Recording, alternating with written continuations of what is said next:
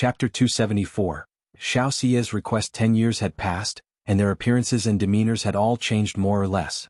Take Hong Yi, for example, who now wore a purple luxurious brocade robe and a purple gold crown on his head, and had grown a beard at the corners of his lips. Compared with 10 years ago, the whole person seemed countless times more mature and composed. Yet Lu Changxing still had the appearance of a 20-year-old. His handsome and vibrant face still vaguely reflected the contours of 10 years prior. But his entire being appeared even more ethereal and graceful, refined beyond the mortal realm. Beholding him was like seeing a graceful, flawless beauty, noble and unsullied, like an orchid or a jade tree in spring, bestowing upon others a sense of serenity and detachment. If not for knowing Lu Changxing's situation, they would have believed him if he claimed to be a core disciple of an immortal sect or a descendant of a grand cultivation family, given his temperament and looks. As Xianxia approached and saw Lu Changxing, an inexplicable emotion surged within her heart, causing it to suddenly flutter. This supreme forgetful love technique, that she was cultivating involuntarily began to circulate. Xianxia paused slightly in surprise. She noticed that upon seeing Lu Changxing, her heart, which was as tranquil as the bright moon, began to ripple slightly. After cultivating the supreme forgetful love technique, her heart had become like the moon in the sky, undisturbed by emotions and untrapped by feelings. No matter the event, it was difficult for anything to move her or cause a disturbance within her. However, at this moment, seeing Lu Changxing made her heart flutter, involuntarily initiating the circulation of the supreme forgetful love technique. Could it be, this is the opportunity, the catalyst for my breakthrough? Xianxia's eyes, as cold and moving as the stars and the moon, reflected her thoughts. Having cultivated the supreme forgetful love technique, her cultivation level had reached the perfection of qi refinement. Yet due to her state of mind, she had always been unable to break through. Her master Yun Wanshang had given her 3 years. Now half of those 3 years had passed. She had also realized that she could not break through on her own.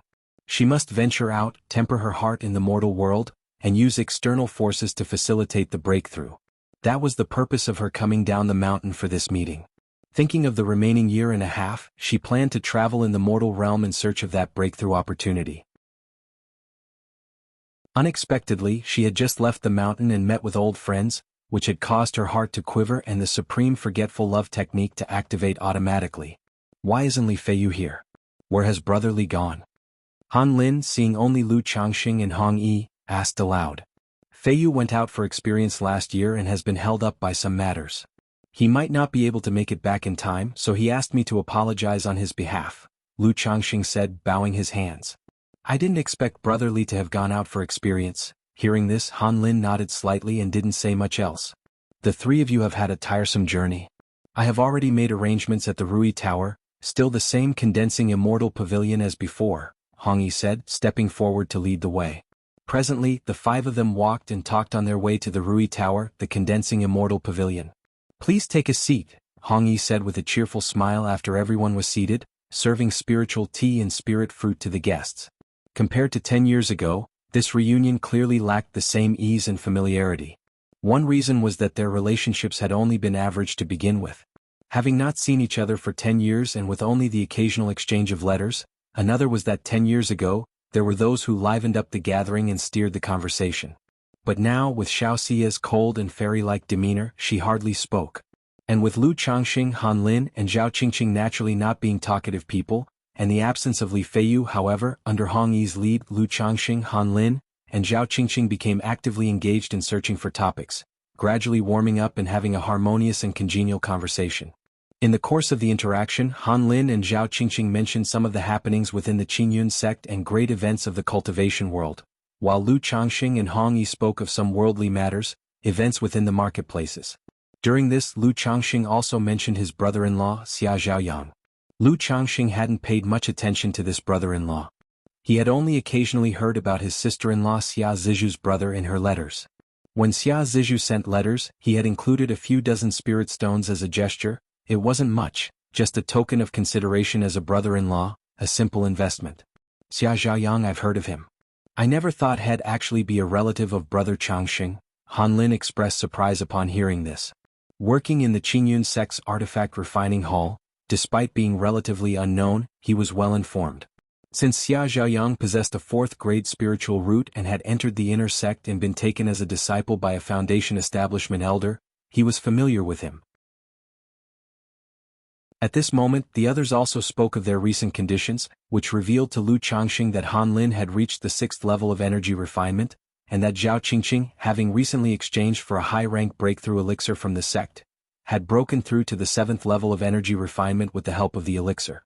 This level of cultivation strength made Lu Changxing sigh with admiration. They were truly worthy of being Immortal sect disciples. Likewise, Han Lin and Zhao Qingqing were both outer sect disciples of the Qingyun sect. They were also tied up with side jobs and distracted by various skill-related tasks at times. Yet under these circumstances, one had reached the 6th level, and the other had reached the 7th level of energy refinement. One must know Lu Miaoge, as the young lady of the Lu family of Qingzhou Mountain with a 5th-grade spiritual root, had also only broken through to the 7th level of energy refinement at the age of 29. As for Hong Yi and Li Feiyu having lower-grade spiritual roots, one was still at the 4th level of energy refinement, and the other had only recently broken through to the 5th level. As for himself, Lu Changxing chose to exclude himself from comparison. After all, he had an advantage. Externally, he claimed to have only recently broken through to the 6th level of energy refinement. Brother Changxing seems to have the most leisurely life, embraced by the family of cultivators, marrying and having children, while steadily improving in both cultivation and the talisman path, Han Lin remarked with a sense of emotion.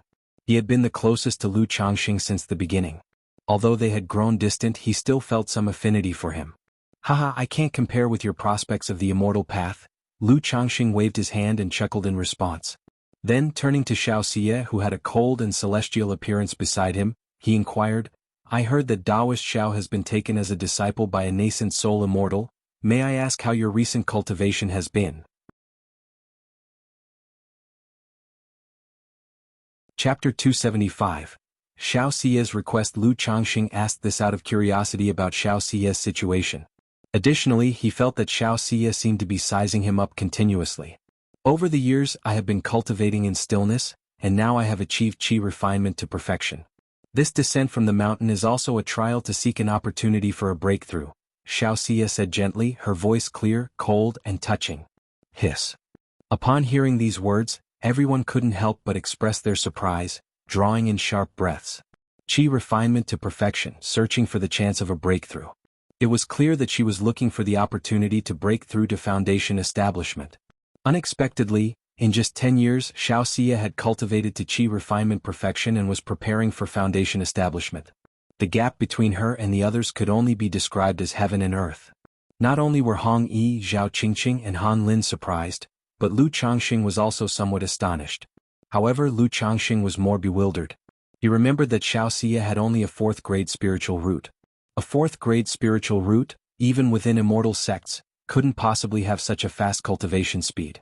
Could it be that Xiaoxia possesses some sort of spiritual body? Lu Changxing immediately speculated in his heart. He had a simple reason for such a guess. Xiaoxia was accepted as a disciple by a nascent soul immortal. If it were just a 4th-grade spiritual root, it was highly unlikely to be favored by a nascent soul immortal to become a disciple. At most, she would attract a Foundation establishment elder to accept her as a disciple. After all, within the entire Qingyun sect, nascent soul immortals are few in number. Unless it was an earth spirit root or a heavenly spiritual root with truly extraordinary talent, they would not easily accept disciples. Or could it be the practice of a certain cultivation technique? Lu Changxing thought of another reason. He, practicing the 7 luminaries' great freedom sword scripture, knew the significant help a good cultivation method could offer to a practitioner. Without that scripture, which could refine elixir toxicity and ignore minor bottlenecks, his cultivation speed would certainly not have been so fast. Therefore, he conjectured that Xiaoxia was likely also practicing such a technique. But this technique came with side effects. He had read in ancient tomes that many powerful techniques come with side effects. Like masculine becoming feminine, drastic changes in appearance, major changes in character and temperament. Xiaoxia's current appearance, which had changed, made him suspect it was a case in point. Otherwise, how could there be such a dramatic change after just 10 years of cultivation? However, despite his speculation, this was not the kind of thing Lu Changxing would inquire about further. In the cultivation world, one's constitution and cultivation methods are exceedingly private matters. Then let me extend an early congratulations to Daoist Xiao on a successful foundation establishment. Hong Yi immediately picked up his teacup in a daze and said so. When the 6 of them first took part in the Immortal sect's examination together, he pursued Xianxia with feelings of admiration and love. 13 years have passed, and he has achieved some success in the mortal world. Yet foundation establishment still seemed to him an elusive term. But now Xianxia was already preparing for foundation establishment, which left him feeling particularly moved. Wishing Daoist Xiao the opportunity and success in foundation establishment. We also wish Sister Xiao success in foundation establishment. We also wish Sister Xiao success in foundation establishment. Lu Changxing, Zhao Qingqing and Han Lin also raised their glasses to offer congratulations. Thank you. Xiaoxia's cool gaze softened somewhat as she raised her glass to drink with everyone. But her eyes involuntarily fell upon Lu Changxing once again. She discovered that whenever she looked at Lu Changxing, her heart experienced a faint, almost imperceptible flutter. If not for the operation of the supreme forgetful love technique, even Xiaoxia herself might think it was an illusion, hard-pressed to grasp this emotional flutter. To break through, do I really need to go through this emotional tribulation? Xiaoxia murmured to herself as she looked at Lu Changxing. She thought of her master's teachings. To truly cultivate the supreme forgetful love technique to a state of heartlessness and forgetfulness, one must experience emotional tribulation to comprehend the essence of the supreme forgetful love. Although she didn't know why, facing Lu Changxing, why such a flutter arose in her heart. But the spiritual mechanism within told her that her chance for a breakthrough might well lie with Lu Changxing. Thinking that her opportunity for a breakthrough fell upon Lu Changxing, requiring an emotional tribulation with him, her heart was somewhat in disarray, clueless. Over the years, she had been cultivating at Qingyun's sect, with little understanding of matters of affection. She had only glimpsed such matters in books a few times. What's more, after practicing the supreme forgetful love technique, her heart had grown more indifferent, almost forgetting affection. Now, to face an emotional tribulation, she indeed didn't know how to proceed or where to start. Didn't I come down the mountain just to find this opportunity?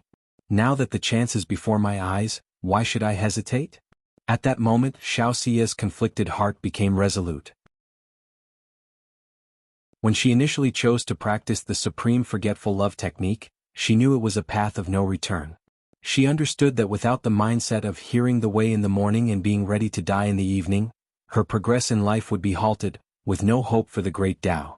Now that the opportunity was right before her, it was naturally not to be missed. Moreover, from the recent chat, she had also learned that Lu Changxing had numerous wives and descendants and rich experience in matters of affection. Perhaps it was for that reason that her breakthrough chance was connected to Lu Changxing. Soon after, Xiaoxia gradually began to speak and joined in on some of the group's topics of conversation. Daoist Hong, Daoist Lu, you who cultivate within the turmoil of the mortal world and tainted with the breath of mortal concerns, it may affect your cultivation. However, if you temper your purity amidst the mortal world, it will assist in cultivation, mindset, and overcoming bottlenecks. When the conversation turned to cultivation, Xiaoxia spoke out, providing a few suggestions on their cultivation. She often had guidance from her nascent soul master and practiced the supreme forgetful love technique, which focuses immensely on mindset, hence she had many insights into this matter. Thank you for the guidance, Daoist Xiao, Hong Yi said, visibly moved by the honor. Thank you for the guidance, Daoist Xiao.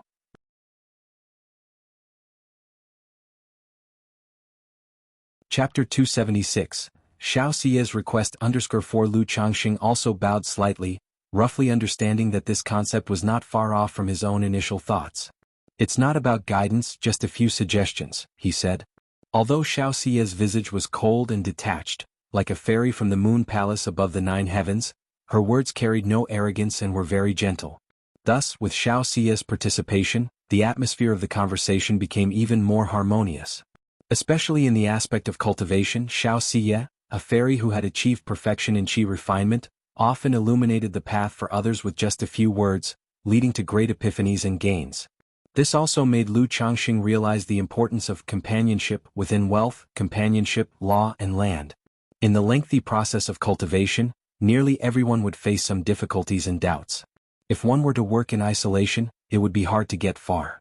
But with a mentor and a group of like-minded Taoist friends to exchange thoughts with, things would be much better. During the conversation, Xiaoxia also occasionally asked Lu Changxing about some matters and questions of everyday life.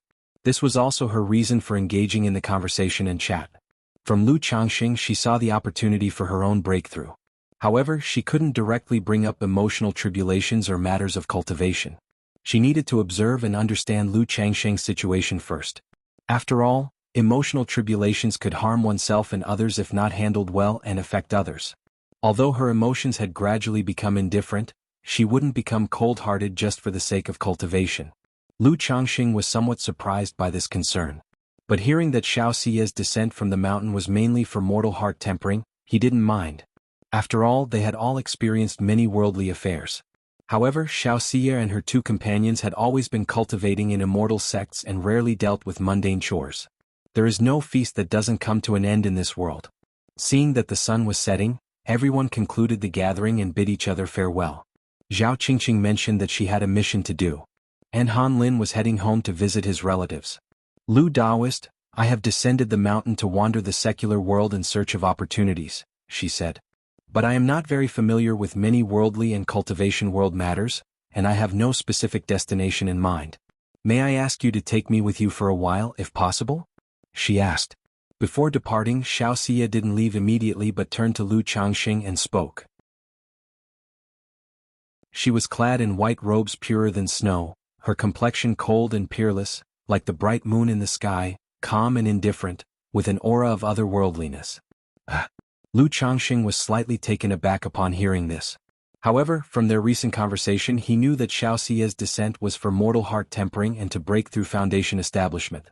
Such a request didn't seem abrupt to him. I usually just travel between Rui Prefecture, Qingzhou Mountain, and the marketplace. If Taoist Xiao temporarily has no destination, I am certainly willing to take her along for the journey, Lu Changxing said after a moment's consideration. As a disciple of an immortal sect and moreover, a disciple of a nascent soul immortal, Lu Changxing naturally wished to maintain a good relationship. Just taking her along for a part of his journey as far as he was concerned, was not a troublesome matter, so he agreed without hesitation. Whether or not it bore fruit, he would still be owed a favor by her. The favor of a disciple of a nascent soul immortal from an immortal sect also counted as a connection and backing. Especially since his Qingzhou mountain was under the jurisdiction of the Qingyun sect. Thank you Lu Daoist, Xiaoxia said, her cool eyes revealing a hint of warmth, like a night blooming serious unfolding. I've always been in the secular world and have some understanding of the cultivation world. Why didn't you ask me? Hong Yi remained silent on the side but couldn't help feeling a tinge of sourness in his heart.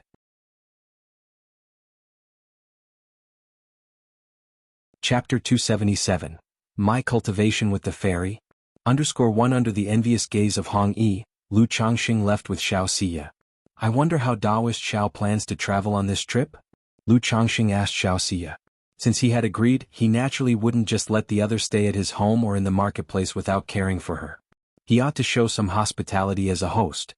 To travel in all directions, observe all life, amidst the tumult of the mortal world. Xiaoxia said softly. Her words were not entirely empty. Indeed, to cultivate the supreme forgetful love technique truly required such experiences. However, she had skipped this step by using the red dust elixir. But the red dust elixir was, after all, an external object and had not brought her mind to a state of complete perfection. All life, the chaos of the mortal world. Lu Changxing nodded thoughtfully.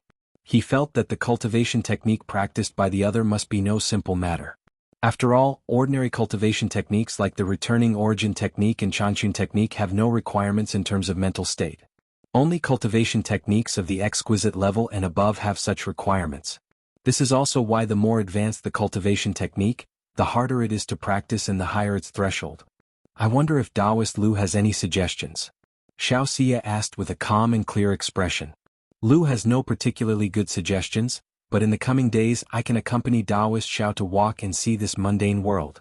Later, we can also go to the cultivation marketplace for a visit. If Taoist Xiao wishes to hunt demon beasts or explore some cave heaven's secret realms, I am of too low a cultivation level to be of help, Lu Changxing said. In the cultivation world, many people facing bottlenecks choose to hunt demon beasts or explore secret realms. By tempering themselves between life and death, comprehending the great terror within it, and stimulating their potential, they seek to break through their limitations. Although Xiaoxia did not share this situation, he still had to say this up front. Thank you for the trouble, Taoist Lu, Xianxia said, nodding slightly. Then she looked toward Lu Changxing and asked as ripples crossed her calm eyes, Taoist Lu, your youthful appearance, is it because you practice wood or water elemental cultivation techniques? She was still unaware of why her heart fluttered in front of Lu Changxing, prompting the imperceptible love technique to activate automatically. But looking at Lu Changxing's handsome and youthful features, she couldn't help but wonder if it was related to the cultivation technique he practiced. The change in Lu Changxing's appearance and temperament was indeed dramatic. 13 years had passed. She had almost forgotten what Lu Changxing used to look like. Yet she faintly remembered that he was once unremarkable in a crowd. But now, even by her standards, she had to admit that Lu Changxing was incredibly handsome. Not just handsome. His skin, physique, and temperament were all in perfect harmony, beyond reproach. One would feel at ease and a natural fondness looking at him. Xianxia naturally knew that many wood and water elemental cultivation techniques included effects that preserved youth and beauty. But in the qi refinement realm, ordinary cultivation techniques absolutely could not achieve the effect that Lu Changxing had. Indeed, I am but a 9th grade spiritual root, so I chose to practice a wood elemental life-nourishing cultivation technique. As for preserving youth, I have also taken some elixir medicines for that purpose, Lu Changxing said without a blink or a quickened heartbeat. He had become quite adept at such talk. And because he cultivated the immortal beauty technique and was affected by the peach blossom goo, his appearance and temperament did indeed seem like someone who practiced wood elemental techniques for preserving beauty. However, Xiaoxia's inquiry also made him more vigilant. He wondered if the fairy Xiyu could see something in him. After all, he was very aware of the changes in his own appearance and aura. If someone was observant enough, they might notice something. Therefore, he always used a treasure to conceal this aura in his daily life. Otherwise, with many years of cultivating the immortal beauty technique and the effects of the peach blossom goo, just walking down the street would be enough to captivate mortal women with a single glance. It even had a considerable effect on cultivators.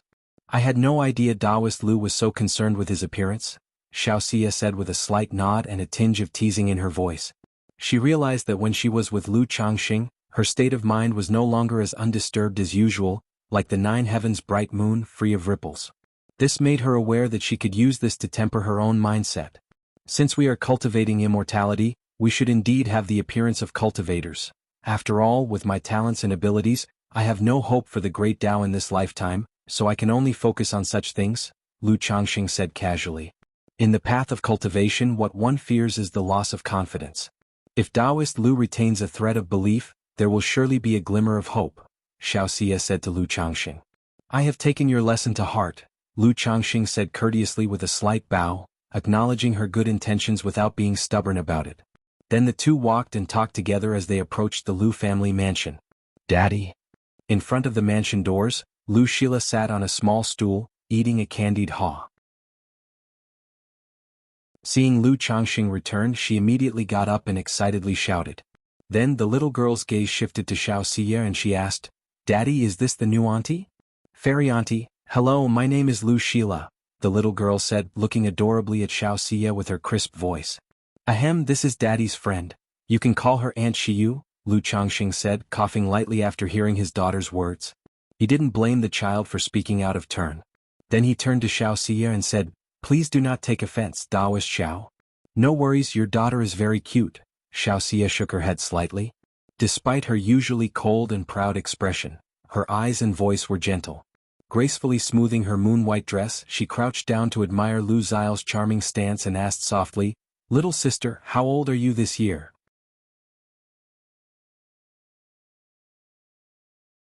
Chapter 278, My Cultivation with the Fairy? I'm 10 years old this year. Lu Shila bit off half of her candied hawthorn on a stick in one bite. Then she offered it to Xiaoxia. Auntie Xiyu, Daddy said when guests come over we should treat them well, so I want to treat you to candied hawthorn. Xiaoxia was slightly taken aback. She couldn't help but think back to her own childhood. Once upon a time she, like the little girl in front of her, had a lively face and loved to eat candied hawthorn. Her eyes curved into a smile, and a gentle look appeared on her face. She opened her enticing rosy lips and took a bite from the half-red fruit on the little girl's stick. Really delicious. Xiaoxia touched Lu Xiao's head and said, her quiet state of mind rippling slightly. This reinforced her certainty that Lu Changxing was her chance to break through delusions and advance her state of mind. A glowing, moon-white jade pendant appeared in her hand, which she handed to Lu Shila. "This is a gift from your auntie." Lu Shila did not accept it immediately but looked toward her father. "Since it's a gift from auntie, you should keep it," Lu Changxing spoke. He could tell that this was not an ordinary jade pendant. It was a spirit jade. As for its value, he couldn't discern it at a glance. But since it was for his child, he didn't decline it. He also knew that by giving a gift to his child, Xianxia was expressing her gratitude for bothering him. "Thank you, Auntie Xiao." The little girl gleefully accepted the jade pendant. She saw that the jade pendant was translucent and sparkling, very pretty, and she liked it very much. She then talked to Xianxia even more warmly, asking if Xianxia had eaten and if she would like to go out and play. In the face of the little girl's enthusiasm, Xianxia did not decline and went with the flow. Seeing this, Lu Changxing didn't say anything. He just let his daughter take her out for a chat and a walk. What exactly is the situation with this Xiao Daoist friend? Watching Lu Shila taking Xianxia away, Lu Changxing narrowed his eyes and muttered to himself. From their conversation along the way, he was almost certain that there was something off about Xianxia.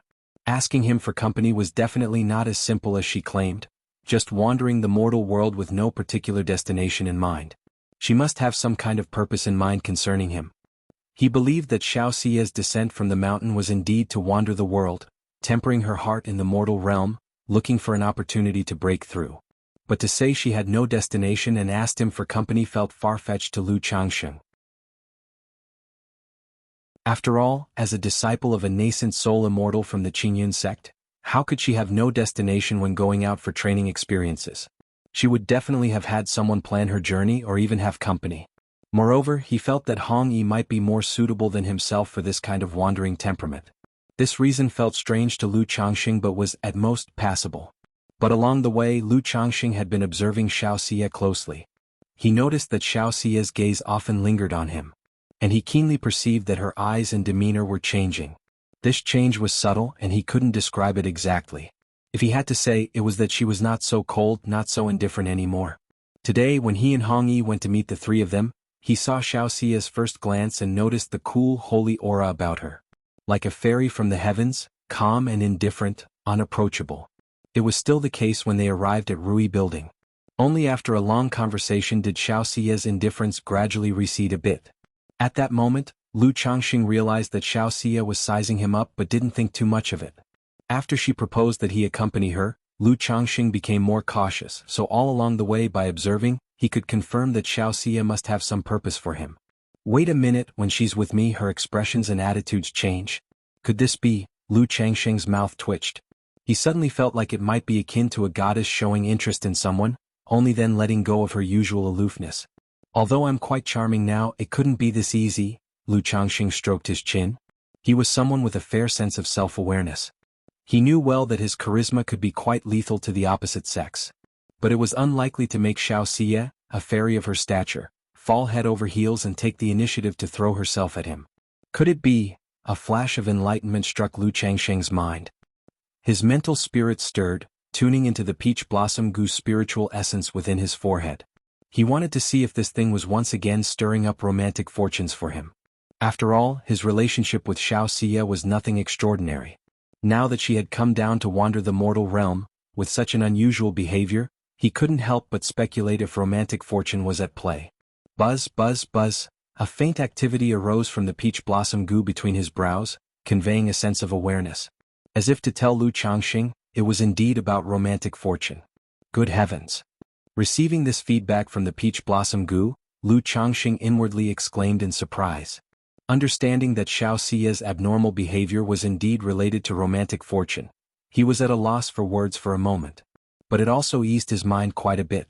Knowing that Xiaoxia's request to accompany him carried no ill intent, no ulterior motive.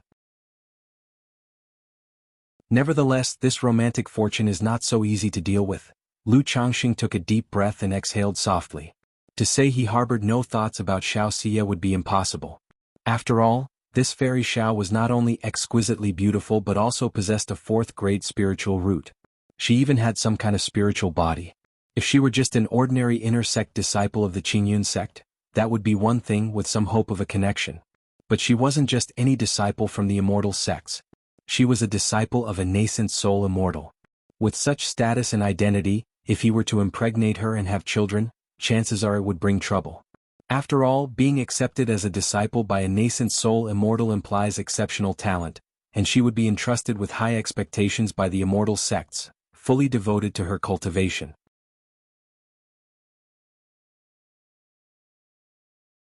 Chapter 279. My cultivation with the fairy?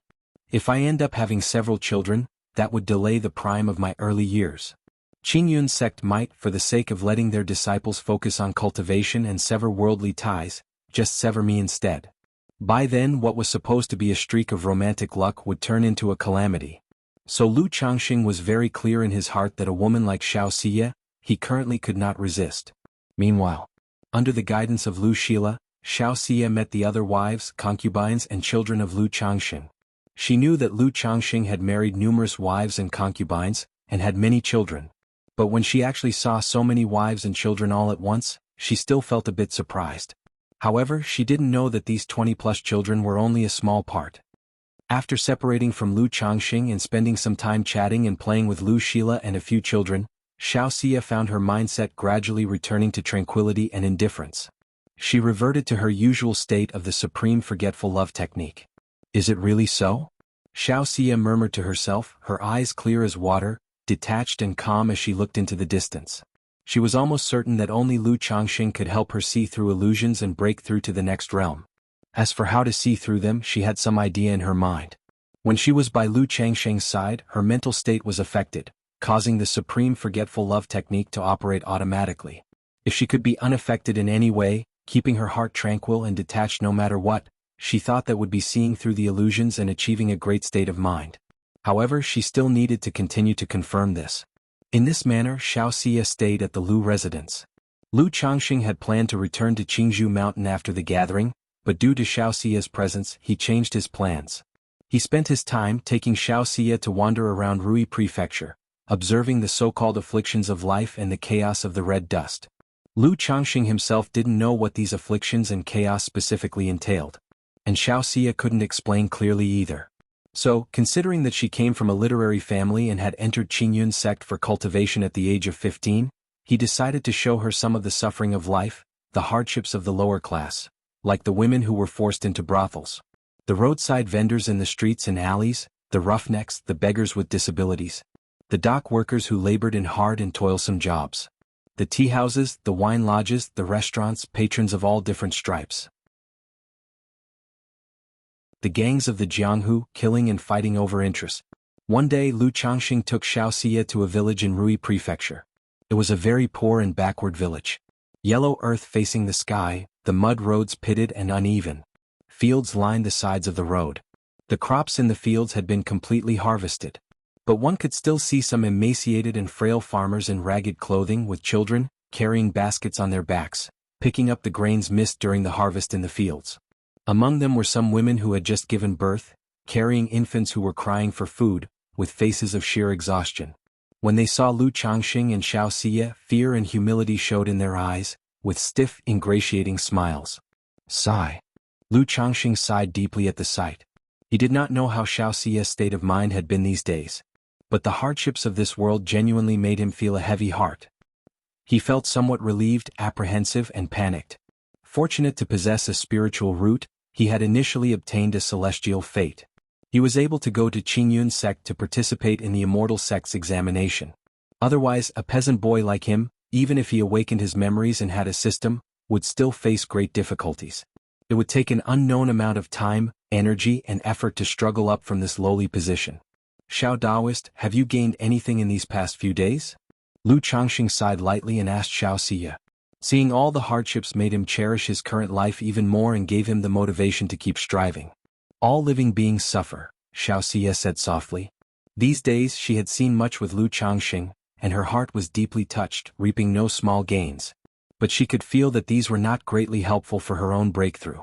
The main focus was still on Lu Changxing. However, through the days of being together, Xiaoxia's heart had also sunk into the influence of Lu Changxing. Whenever they came into close contact, Xiaoxia felt herself enveloped in a spring breeze that swayed her mental spirit, prompting the supreme forgetful love technique to activate. But she also realized that just this was not enough, not sufficient for her to see through illusion, for her mental state to break through. She knew in her heart that she needed to go further with Lu Changxing. Only by experiencing the so-called love trial could she truly refine her mental state, achieve great enlightenment, and see through illusion with the supreme forgetful love. Lu Daoist has worked hard these past few days, Xianxia looked at Lu Changxing and said. Her voice was no longer so cold but much gentler. Soon after, the two returned to Rui Prefecture to prepare for their visit to the Cultivation marketplace the next day. Night fell. Because they were leaving tomorrow, Lu Changxing naturally spent a good time with his wives and concubines. Meanwhile, Xianxia sat cross-legged in her room. Her mind was in turmoil, she couldn't fall asleep or enter a state of cultivation. Love trial. Xianxia understood that she had been refining her mental state and seeing through illusion with the help of Lu Changxing. Yet, at the same time, these days had also made her troubled by the cage that was Lu Changxing. Although her mental state had improved, she had sunk deeper and had to rely on the love trial for great enlightenment. She operated the supreme forgetful love technique and suppressed her distracting thoughts. She stepped out of her room, her skirt fluttering, landing on the roof and quietly gazed at the bright moon in the sky. The moonlight spilled over her, bathing her moon-white dress and flawless body, making her even more immaculate and noble, like the Guanghan fairy in the Moon Palace. The gentle night breeze lifted a corner of the moon-white dress, revealing the fairy's smooth, round legs, like ivory-white jade without an ounce of excess flesh, naturally perfect, unrivaled in grace and beauty. The wind also lifted the fairy's black hair. Strands of black hair and the moon-white dress swayed in the wind, dancing with the breeze, reflecting the owner's current mood and state of mind. Her bright, moon-like eyes gazed absently at a courtyard in the residence. Phew! Xianxia took a deep breath and slowly exhaled. She knew that without a mental realization she would never be able to refine the supreme forgetful love technique. Immediately, a look of determination appeared in her eyes as she floated towards Lu Changxing's courtyard. She was ready to tell him directly that she needed to experience the love trial to completely see through illusion, and not just to casually observe the myriad aspects of the world, amid the muddled and tumultuous mortal life.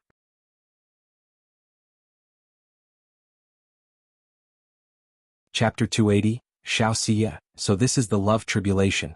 _1 above the pitch-black night sky, a silver moon hung high. Its faint moonlight cascaded onto the pavilions and towers of the Lu family estate, as if draping them in a layer of silver gauze. The entire Lu family estate was engulfed in darkness and silence. The only exception was a courtyard within the inner house, still brightly lit. In the glow of frost-like radiance, a figure clad in white, resembling the celestial fairy of the bright moon above, drifted towards this courtyard, her sashes fluttering in the night breeze. Before even alighting, Xiaoxiu, like the Guanghan fairy of the Moon Palace, suddenly heard a plaintive sound, sorrowful yet enchanting, filled with 1,000 graces. The sound caused Xiaoxiu's exquisite features to slightly startle, and her heartbeat suddenly accelerated.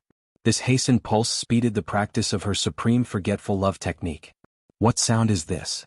Xiaoxiu furrowed her pretty brows, somewhat perplexed in her heart. Why did such a simple sound cause such a throb within her? The supreme forgetful love technique ran its course, suppressing this inexplicable emotional pulse. She then followed the sound into a room within the courtyard. The shadows reflected by the window allowed her to instantaneously guess what was happening inside. This made her heart start thumping again. She realized her behavior was inappropriate. Her arrival was ill-timed. But a tremor of excitement surged within her, a tantalizing sensation, compelling her to channel a sliver of spiritual power into her beautiful eyes and peer through the window. Inside the chamber she saw several Lu family ladies she had met during the day with Lu Changxing. In an instant Xiaoxiu felt as if struck by lightning. Her stunning face instantly flushed with crimson, almost letting out an alarmed cry. This single glance brought an unprecedented and intense impact to Xiaoxiu. The Tao heart that had just been calmed by the supreme forgetful love technique exploded at this moment. Her Tao heart shuddered, and the supreme forgetful love technique nearly failed, causing her delicate body to momentarily weaken. At the age of 15 she had entered the Immortal sects, embarking on a single-minded path of cultivation. Though she had heard of the matters between men and women, and had read some relevant books, she was still naively ignorant. Such scenes were foreign to her. Let alone such stimulating and shocking imagery. Under the moonlight, Xiaoxiu's skin shone like luminous jade, reflecting with the cool moonlight. Her serene and holy visage, usually as cool as the nine heavens' bright moon, was now flushed like the rosy dawn, a beauty beyond compare. Her emotions rose and fell tumultuously, leaving her dazed and at a loss. Could this be the emotional trial and to endure? Xiaoxiu bit her lip lightly, the supreme forgetful love technique running at full speed, suppressing the roaring tides within her heart. Just now, the shock of the imagery she witnessed caused her heart to accelerate and her body to go weak. But simultaneously, the supreme forgetful love technique also spun wildly. The robust and impermeable barrier at her bottleneck seemed to subtly loosen at this moment. She faintly realized what her emotional trial was. Before this, she had only known that she must endure an emotional trial. That trial fell upon Lu Changxing. Lu Changxing was the opportunity for her breakthrough. But as for the specifics of the emotional trial, she herself was unclear. Because the word emotion is too broad. It could be familial love, friendship, romantic love, or the affection between a man and a woman. And each of these emotions can be divided into many types. In this moment she vaguely understood. It was about the emotions between a man and a woman. The emotions that include desire between a man and a woman. What she needed to do was suppress emotions, forget desires. Thus, to know emotions yet forget them, to have emotions yet remain detached. Upon realizing her emotional trial, Xiaoxiu's eyes, as pure as the bright moon, flickered indecisively, trembling slightly. Not only was her heart in disarray, but her mind was also in chaos, feeling lost and dazed. And at the same time, inside the courtyard room, the diligently busy Lu Changxing acutely sensed a spying presence. He frowned slightly. Although his estate lacked a great formation for protection, there were protectors patrolling the outer estate, and a nine-netherhound guarding the inner estate. In the mortal world, it would be extremely difficult for any master to infiltrate. His gaze pierced through the doors and windows, looking outside. He immediately spotted a white silhouette as ethereal as a fairy. Xiaoxiu? Lu Changxing looked at the white silhouette, somewhat surprised. He wondered what business the fairy Xiu could have with him in the dead of night. Not cultivating or sleeping at night, did she come to chat or share her heart? However, seeing that the eavesdropper was Xiaoxiu, not some malevolent figure, Lu Changxing couldn't help but feel reassured. Yet this moment of inaction caused his wife, Lu Lanxu, to suddenly feel abandoned. Her elegant features from the daytime, now flush and bewitching, looked back at her husband. Her half-lidded eyes brimming with allure, her voice soft and sultry, she asked, "My lord, what is it?" The three other wives also turned their gaze towards Lu Changxing. "It's nothing." Lu Changxing, noting Xiaoxiu hurriedly departing as soon as he looked out, didn't dwell on it further. Presumably, Xiaoxiu had some urgent matter with him to come at such a late hour, thus stumbling upon such a scene. Besides, he couldn't very well stop what he was doing now to go ask Xiaoxiu what the matter was, right? Meanwhile, Xiaoxiu, amidst her inner turmoil, sensed the gaze of Lu Changxing upon her. Even though she cultivated the supreme forgetful love technique and possessed a pure nature, unfamiliar with worldly affairs in such a situation, her heart couldn't help but flutter. Almost as if fleeing, she left the courtyard and floated back to her own. Returning to her room, Xiaoxiu ran the supreme forgetful love technique swiftly, allowing her exquisite complexion to gradually return to its aloof coolness. But recalling that scene, she still felt a trembling deep within her soul, her delicate body burning with heat. So this is my emotional trial, no wonder I have always been unable to perfect the supreme forgetful love technique. My state of mind is still far from sufficient.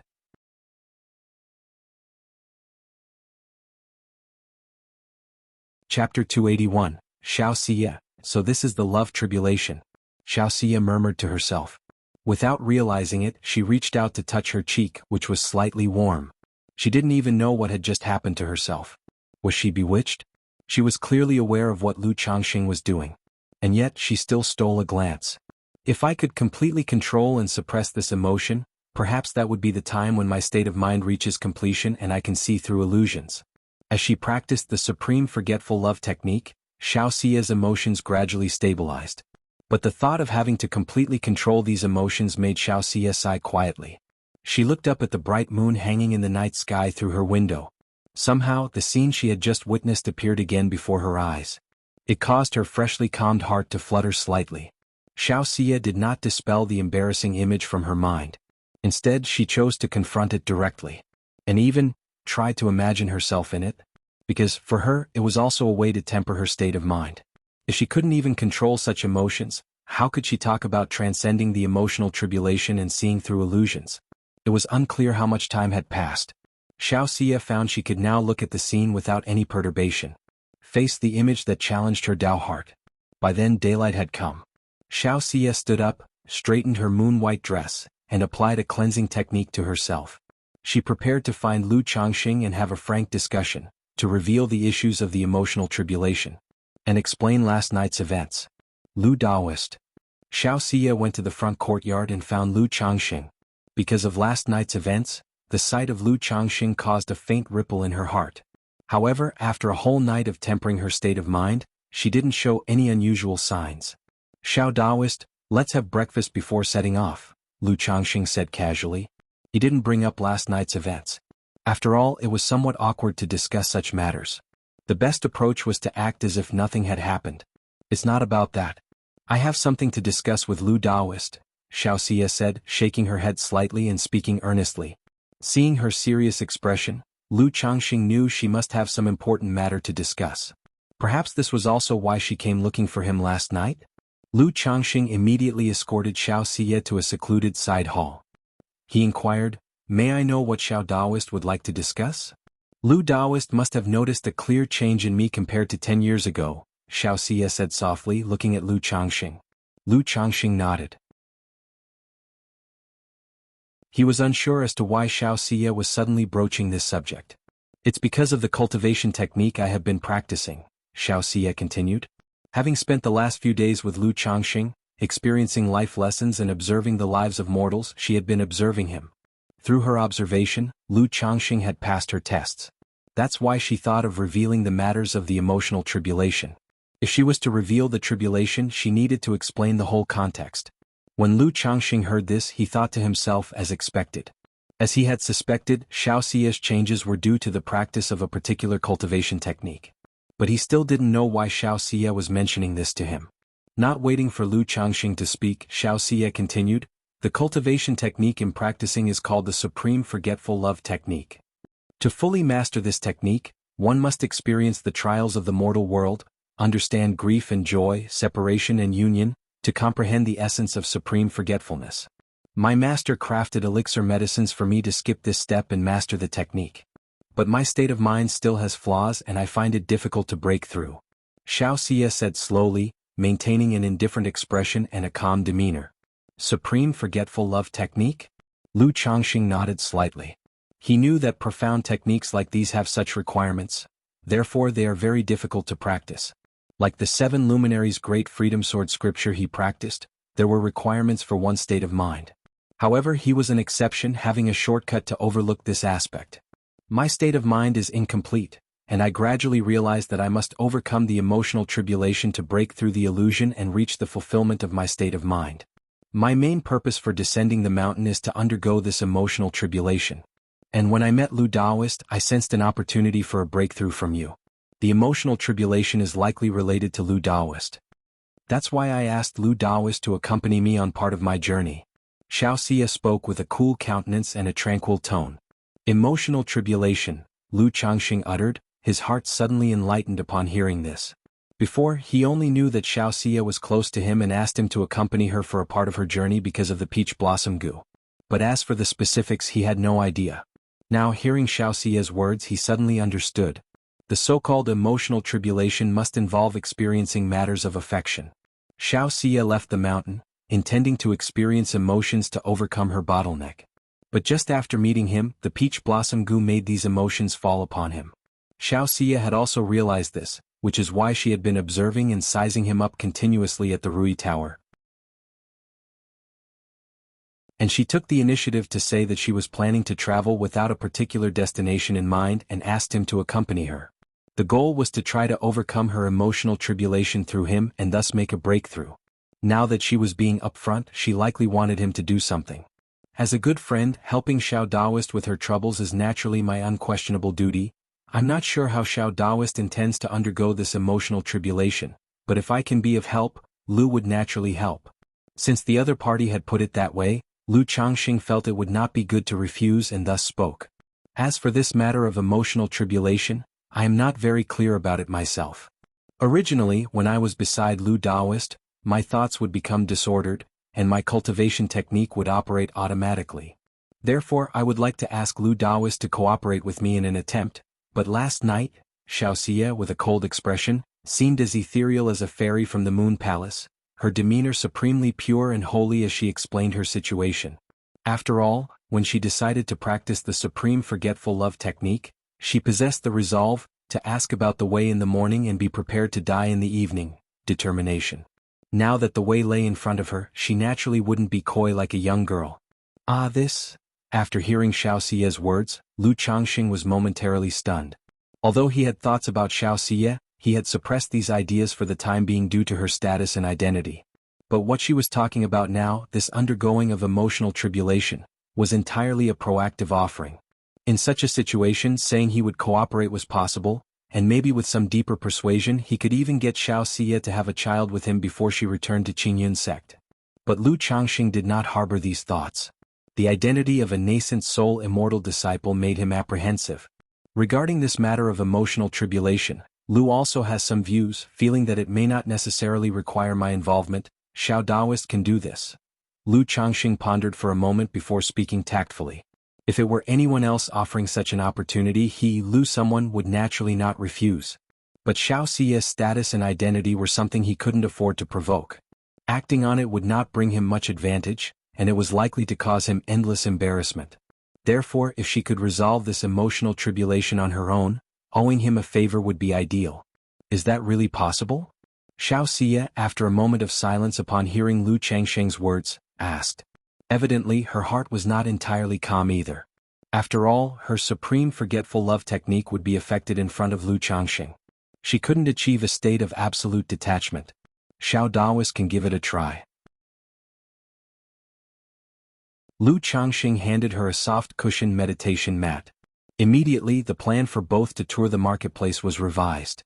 Inside the room, Xiaoxia, with a cold countenance, sat cross-legged on a pink meditation mat. Suddenly her beautiful brows furrowed slightly. Then, on her cold and holy face, a hint of blush appeared, rendering her stunningly beautiful. The blush spread at a visible pace. It made her beautiful face flushed like the rosy clouds, her red lips slightly parted, and her breathing somewhat hurried. After a few breaths, the blush spread from her cheeks to her ears, making her delicate and lovely ears thoroughly red, and her snow-white graceful neck also gradually reddened. The perfect and delicate body inside the fairy's moon-white dress also started to tremble slightly. The embroidered shoes covering her round and petite jade feet trembled lightly, restless and uneasy. A moment later, a suppressed heavenly sound emanated from the fairy's throat, causing her to furrow her brows in pain, then look befuddled, her red lips parted as she collapsed to the ground. Huff. Huff. Huff. Xiaoxia's bewitching eyes looked confusedly at the eaves, carefully observing the changes in her heart. In a daze, she realized the state of her heart at that moment, in that overwhelming dreamlike instance, was somewhat similar to last night when she witnessed the scene that impacted her Dao heart. To break through illusions, one must control these emotions. Xiaoxia murmured to herself. She could feel that this method indeed helped her, bringing a hint of ease to her heart. It felt as if much of the irritability and stray thoughts regarding her cultivation breakthrough had diminished. Even her realm seemed to have loosened a bit. But it's still not enough.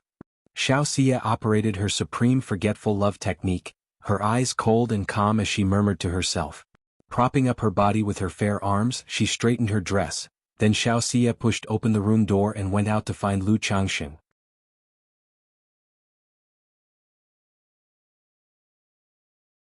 Chapter 282, Yun Wanshang, could something have happened to Shiyu? _1 Lu Changxing hadn't expected Xiaoxia to return to seek him out so soon. Looking at Xiaoxia in front of him, wearing a moon-white long dress with delicate features and an exceptionally ethereal and cool demeanor, Lu Changxing couldn't help feeling somewhat guilty. After all, looking back on it now, his idea seemed a bit off. Who would ask someone to cultivate like that? However, thinking about the unearthly beauty standing before him, as if she were a fairy from the Guanghan Moon Palace embarking on cultivation trials as he had suggested, a faint fire of irritation began to smolder in Lu Changxing's dantian. Xiao Daoist, is the method I proposed effective? Lu Changxing gathered his mental spirit, calmed his restless mind and asked earnestly. Yes, Xiaoxia replied softly. Her cold and succinct words were filled with temptation, stirring the imagination. If it's been of any help to you, that's good, Lu Changxing exhaled lightly. Although he felt a little disappointed, he had at least managed to deal with the troublesome matter concerning Xianxia. After all, if he were to actually intervene, the loss would outweigh the gain, and it would easily cause trouble. However, you can feel that this effect is not enough to break through the bottleneck, so I will still need Lu Daoist's help. Xiaoxia's chest heaved slightly and she spoke with her lips barely parting. A ripple appeared in her cool and calm eyes. Clearly, her heart was not as tranquil as her outward appearance suggested. After all, the supreme forgetful love technique is not about being truly without emotion, but about being so immersed in the great Tao that one remains unaffected by emotions and desires. Furthermore, she had not yet cultivated to such a level. Upon hearing this, Lu Changxing's mouth twitched. He had not expected Xiaoxia to still require his assistance. This meant that what he had proposed had some effect, but it was not sufficient. He did not speak. It went without saying he could help, but the benefits did not balance out the costs. More loss than gain. Xiaoxia noticed the hesitation in Lu Changxing. Although inexperienced in worldly affairs, she wasn't entirely naive. She knew that her request made Lu Changxing apprehensive, probably because he was worried that such a matter would bring him trouble. Lu Daoist, you knows this matter is making it difficult for you. If Lu Daoist is willing to help, you would be immensely grateful and ready to offer thanks. Or if Lu Daoist has any requirements, please feel free to make them. Also, Shiyu is willing to make a Dao heart vow that, regardless of the outcome of this emotional trial, success or failure, I will not involve or blame Lu Daoist. All consequences will be borne by Shiyu alone, so Lu Daoist can rest assured, Xiaoxia said. Her eyes locked onto Lu Changxing. A trace of heartfelt crimson flashed through her icy eyes but was quickly replaced by a look of determination. Now that the opportunity for her breakthrough was within reach, even her Moon Palace serene heart of the supreme forgetful love technique could hardly suppress this sense of urgency. Lu Changxing, upon hearing these words, pursed his lips. He could tell that Xiaoxia was sincere. And he was quite pleased with her proactive approach. A Dao heart vow might not be infallible, but for someone like Xiaoxia who was single-minded in her cultivation, it was a reliably safe course of action. Since she had said so much, he felt he could agree to the arrangement. After all, he wasn't planning to make her bear children right now. Having made up his mind, Lu Changxing said to Xiaoxia, since Xiao Daoist has put it that way, how can I refuse? There's no need for any lavish gifts. I only hope that in the future you can help me with one thing. I have yet to decide what it is. I will let you know once I have figured it out, Lu Changxing stated. In his view, having helped Xiaoxia with such an intimate act as surmounting an emotional trial, Xiaoxia might as well be considered the mother of his future child. It was not convenient for him to take her home to be the mother now, but it would be no issue once he had the strength to do so. Considering Xiaoxia's current cool demeanor, if she continued to progress in her cultivation, she might become an icy statue. So, it was necessary to plant a seed earlier on. After all, Lu Changxing, never forced anyone. Upon hearing this, Xiaoxia's eyebrows knitted slightly. She would not have agreed to such a condition from anyone else, as it was akin to a sword hanging over one's head, making it difficult to cultivate in peace. But considering this was related to her great Dao opportunity and the cause and effect of her emotional trial, and given her interactions with Lu Changxing over these days, she felt relatively confident about his character.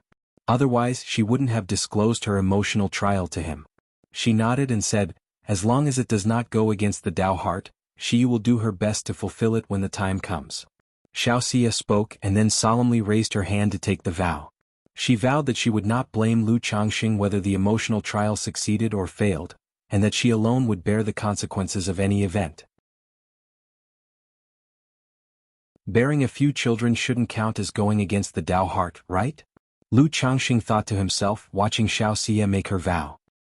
He nodded slightly and said to Xiaoxia, how do you plan to start? At these words, Xiaoxia blinked in surprise. She knew her emotional trial was related to the affections between men and women, her own desires, but how to begin or what to do next she found herself at a loss. After all, in this matter she was truly clueless.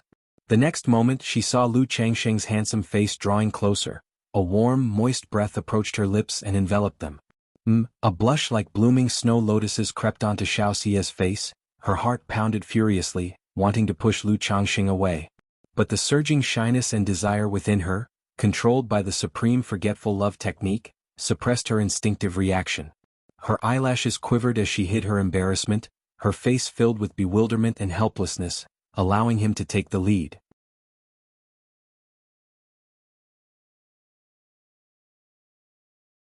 Chapter 283, Yun Wanshang, Could Something Have Happened to Shiyu?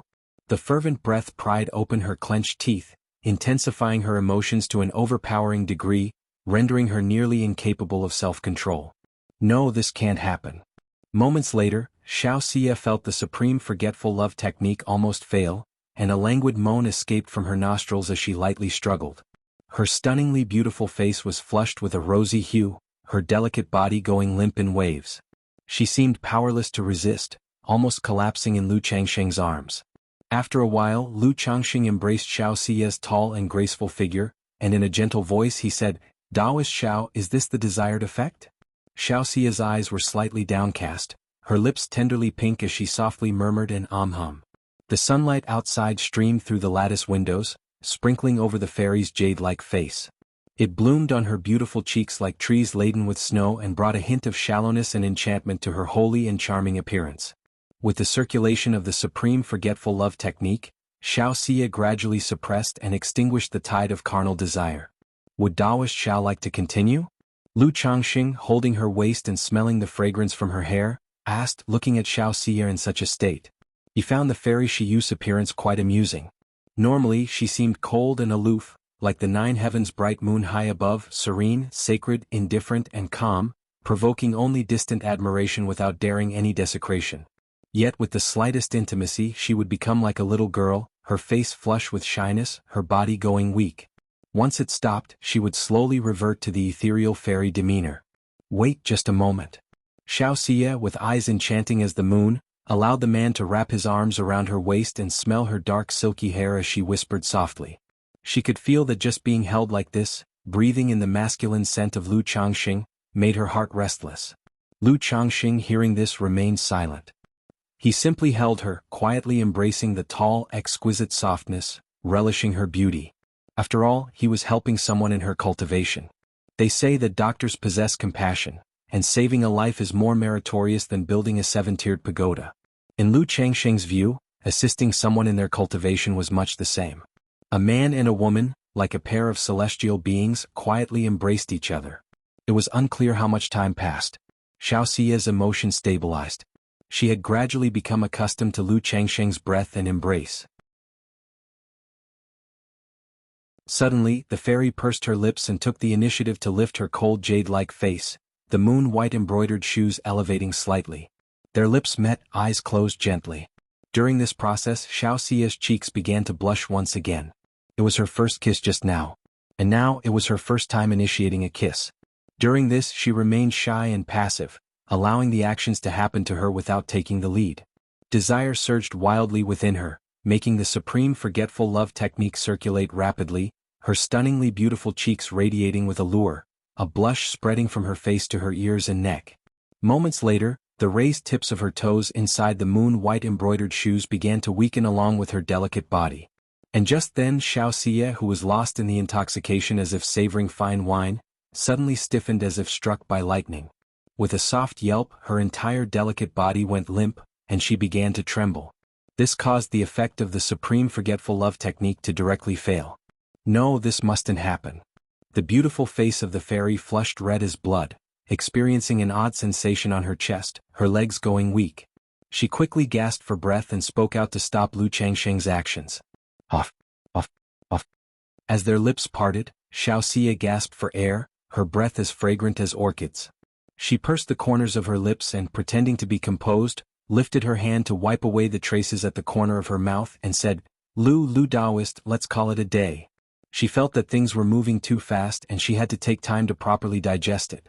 But having said that, her body had yet to recover from its trembling, still leaning in Lu Changsheng's arms. All right, as Daoist Xiao wishes. Lu Changsheng looked at the radiant beauty in his arms, her lips lustrous and full, at the fairy who was struggling to maintain self-control, and a hint of amusement crossed his mind. He thought to himself that this fairy's combat strength was really too weak. If this were the case, her path to cultivation would indeed be very long. After a while, Xiaoxia's demeanor calmed down a bit, she gave Lu Changxing a salute and staggered away. Watching the hastily departing fairy, Lu Changxing chuckled softly, twirling his fingers and bringing them to his nose to sniff. He could still smell a fragrance like a blossoming garden of flowers. He couldn't help thinking, the fairy indeed carried her own weight, certainly not one to leave her children hungry in the future. Phew! Having just assisted the fairy in her cultivation, Lu Changxing felt that it had also affected him, his mind a bit disordered. He would need to find his wives and consorts to help with his own cultivation. After returning to her room, Xianxia had a maid fill a tub with water for her to bathe. She soaked alone in the bathtub scattered with flower petals. Is it worth it? During the recent cultivation session, which nearly nullified the supreme forgetful love technique, her state of mind seemed to revert to her once genuine and lively self, her heartstrings beginning to quiver. She questioned herself, whether it was worth it to do this for the sake of cultivation. A trace of confusion flashed in Xiaoxia's eyes. She recalled joining the Qingyun sect, her master Yun Wanshang imparting the supreme forgetful love technique to her, and her own resolute choice of the supreme forgetful love technique without any hesitation. She remembered the years of hard cultivation, the leaving of the mountain for experience, and clarifying Lu Changxing's emotional calamity with him. She was acutely aware that all this was her own choice, following her true nature. It's worth it, all of it. Xiaoxia's eyes were clear, the confusion, retreat, and regret in her heart clearing away.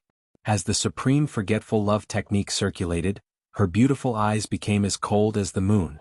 She murmured to herself, I can certainly do it. Her cold and touching voice was very calm.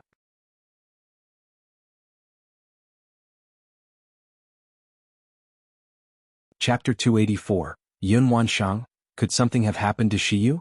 But it revealed an unwavering determination. With the clarity of her Tao heart, she felt as if her realm had also loosened somewhat. In the following days, Lu Changxing and Xiaoxia did not venture out, but continued their cultivation practice within the residence. During these days, under the guidance of Lu Changxing, Xiaoxia's practice of the supreme forgetful love technique improved rapidly. She no longer closed her eyes and simply endured his verbal sparring, letting things happen, but would now slightly shyly collaborate a little. Although her proud chest still fluttered when caressed, it no longer caused the supreme forgetful love technique to lose its effect, and gradually she was able to control and restrain this surge of desire. Pitifully, this made things difficult for Lu Changxing. Initially, Lu Changxing thought he was merely helping a fairy with her practice, as if helping the future mother of his child. But once he truly assisted, this was not mere fairy cultivation, it was also a cultivation for himself. Thankfully he had his wives in the residence. Otherwise, who could withstand it? While Lu Changxing was practicing with the fairy at Qingyun sect, Kaiyun Peak, within a magnificent palace, Yun Wanshang was seated, engaged in alchemy. A green jade pill furnace, brimming with vitality and lush greenery, slowly rotated above her head. As a nascent soul immortal, she naturally knew some skills. In terms of alchemy, although not extremely profound, she was also a second-rank alchemist. Coalesce. As she formed hand seals, she sent a spiritual art towards the pill furnace. Elixir medicines flew out one by one from the pill furnace, landing in her hands. Out of 10 elixir medicines, half were dull and scorched, clearly failures. What's wrong with me today? My mental spirit is somewhat restless during alchemy. Could it be that something has happened to Shiyu? Yun Wanshang frowned slightly as she looked at the elixir medicines in her hand. Her first thought was whether her disciple, Xiaoxia, had encountered trouble. But through the soul guide on Xiaoxia's body, she knew that Xiaoxia was not in mortal danger. Immediately, a jade token appeared in her hand. This was an information-transmitting jade token, divided into a pair of master and subordinate tokens. Although it could not convey specific information, during its creation, one could inscribe general information for simple communication. Yun Wanshang used the master and subordinate communication tokens to reach out to Xiaoxia, inquiring about her situation. Within the Lu family residence, in a room of a courtyard, the sound of Walla Walla could be heard. Xiaoxia sat in a bath bucket, her black hair lightly tied up. She scooped up the hot water tinged with flower petals with her delicate hands, gently rubbing away the non-existent saliva mark on her snowy skin. The clear serene beauty on her face was calm, but her eyes that were as bright as the full moon, trembled from time to time, clearly not as tranquil as she appeared. She had thought that after so many days of cultivation, her mental state would have greatly improved, allowing her to control these emotions. Yet, under Lu Changsheng's childlike behavior, her Dao heart was once again challenged. But inside she did not reject such behavior. Or rather, she did not reject such behavior from Lu Changsheng. She knew that Lu Changsheng was helping her with her cultivation. And the effects of such cultivation methods also made her even more certain that Lu Changsheng was indeed the opportunity and key to her breakthrough. At that moment, Xiaoxia's mental spirit stirred slightly, and with a beckoning gesture she pulled out a jade token from the nearby storage bag. Seeing the caring message from her master on the jade token warmed Xiaoxia's heart, and a touch of softness appeared in her eyes. She also knew that her master was worried about her discipleship and training outside the mountain, and immediately replied through the jade token, indicating she was well and asked her master to be at ease, not to worry. Although she had things she wanted to say to her own master, the jade token could only convey simple messages. Meanwhile, in Azure Phoenix Immortal City, within a second-order cave mansion, Kaiyun True Immortal's disciple Xiaoxia is out on a solo training expedition. A young man around 27 or 28 years old, dressed in a crimson brocade robe, with a somewhat sinister and cunning face, looked at the message in his hand. Back then my cheap master went to ambush Yun Wanshang, only to never return. Now they send a message wanting me to go and ambush this disciple of Kaiyun True Immortal, hee. The corners of the young man's mouth curled up in a cold smirk. However, for the sake of this heavenly pure water, I might as well make a trip. After all, she's just a little chi refinement girl. Moreover, if this girl was taken as a disciple by Yun Wanshang, she must have an exceptional talent. Looking at the self-destructing jade slip in his hand, greed flickered in his eyes as he stepped out of the mansion. Within the Lu family residence. Zing zing zing. In a courtyard, Xiaoxia played the ancient zither in her white dress and skirt, her demeanor cool and ethereal. The sound of the zither was lingering and extremely beautiful. But to those proficient in rhythm, it was evident that the music was somewhat chaotic. Clearly the player's heart was not at peace. Sigh. Xiaoxia stopped playing the zither, sighing deeply. Her stunningly beautiful face momentarily lost in thought with a blush creeping up her cheeks. Just recalling the events of the previous day caused desire to surge uncontrollably within her, and the supreme forgetful love technique began to circulate rapidly. That day, during their cultivation, Lu Changxing had lifted and slid off her moon-white dress, and then feelings of shyness, shame, panic, confusion, and palpitations tormented her, a sensation like gnawing bones and scorching hearts, making her tremble and unable to compose herself even now. She felt as if she were ruined. It was nothing like when she did it herself in the past. As a result, she hadn't been able to calm her emotions entirely. And then yesterday. Xiaoxia looked toward her jade foot wrapped in plain white silk stockings inside her moon-white embroidered shoes. Her eyes, usually cool and indifferent like the bright moon, were now like a lake disturbed by falling drizzle, rippling slightly. Just as Xiaoxia's emotions were in turmoil and she was about to use the supreme forgetful love technique to calm herself, knock knock knock, a series of knocks sounded at the door.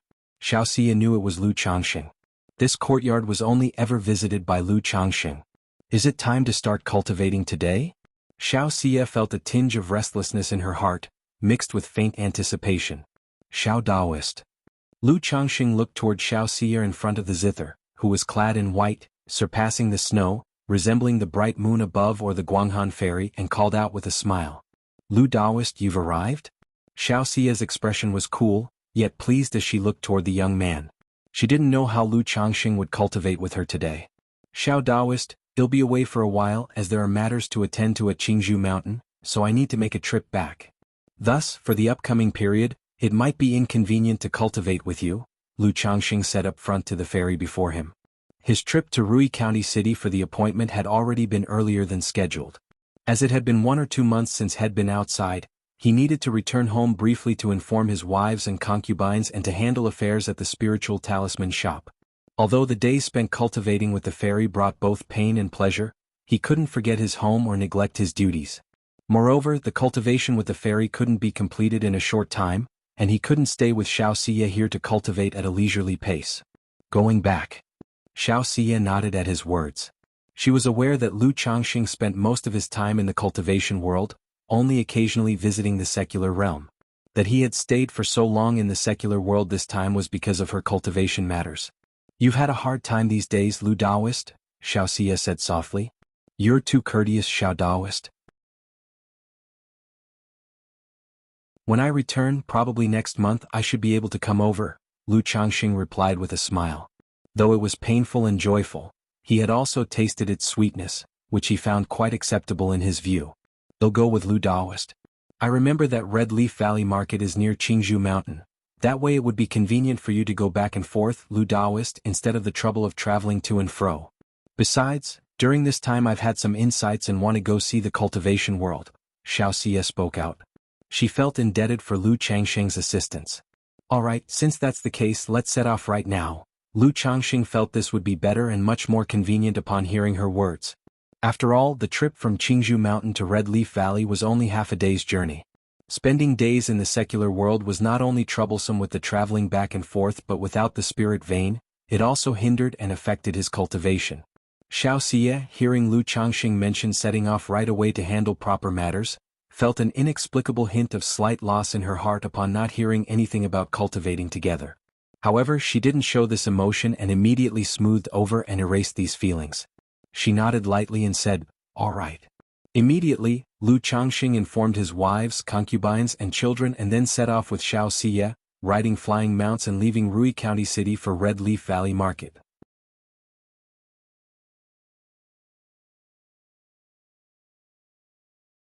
Chapter 285, Foundation Establishment Ambush, Treasure Bones Emerge.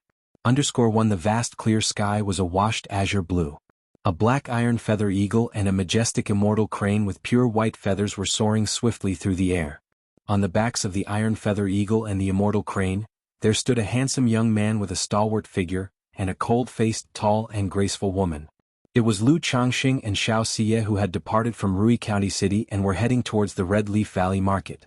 Lu Changxing, utterly bored, watched Xianxia atop the crane, her tall and graceful figure draped in a moon-white dress, standing there like an ethereal fairy. Her cool and detached visage bore the pure aura of the bright moon in the sky, exuding an air of immortality. Beneath the caress of the wind, her long black hair and the hem of her dress fluttered, occasionally revealing a small section of her fair and round jade-like legs. This sight involuntarily caused Lu Changxing to think back to the moments of her cultivation over the past several days.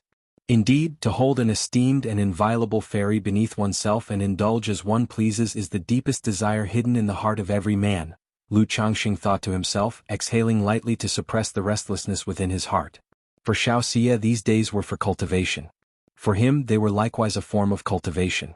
Fellow Daoist Xiao, in about 2 days we should reach the Red Leaf Valley Market. Seeing a landmark range of mountains and having a rough idea of their location, Lu Changxing sent a message to Xianxia. Good, Xianxia replied. Whether she was in the state of cultivation or not, she was usually not very talkative, somewhat reticent. However, if a topic was brought up to her, Xianxia would always respond. Like during these days, Lu Changxing had asked Xianxia numerous questions. Even to some of the more personal questions she would answer. The iron feather eagle and the immortal crane continued to glide rapidly through the air. Just then, "Be careful," Xianxia suddenly exclaimed. She abruptly turned her gaze to the right where an ancient chain appeared in her hands. Huh? Alerted by her exclamation, Lu Changxing quickly turned and looked in the same direction. He immediately saw a stream of rainbow light slashing through the sky far away, speeding directly toward them. The little girl is not simple indeed to have detected my presence. Truly worthy of being a disciple of Kaiyun true immortal. In the next moment, the rainbow light appeared mere zhangs away from the two. A man in his late 20s, with a sinister, effeminate face and dressed in a crimson brocade robe, materialized. Standing on a black cloud, he radiated a powerful aura of spirit pressure. It caused Lu Changxing's iron feather eagle below him to flap its wings frantically and shiver in fear. A Foundation Establishment cultivator. Lu Changxing's pupils shrank and his gaze narrowed slightly. From the man's speed and the spirit pressure he emitted, Lu Changxing immediately knew he was faced with a Foundation Establishment great cultivator. And from the look of it, this Foundation Establishment great cultivator bore no good intentions. "Senior recognizes my master, is there something you require?" Xianxia looked toward the young man and spoke. Her fair hand rested on the chain, poised and ready to strike, clearly perceiving the ill intentions of their adversary. "I am here for you this time. As for the reason, you shall know in a moment," the man in the crimson robe spoke as he stood with his hands behind his back, his eyes revealing a glint of dark red light. As soon as he finished speaking, a mass of dark red murderous aura appeared beside him, transforming into the head of a ferocious python and roaring as it lunged toward Xianxia. Clang! Xianxia, prepared for such an event, plucked a string on the chain, and a resonant sound arose, followed by a gust of wind.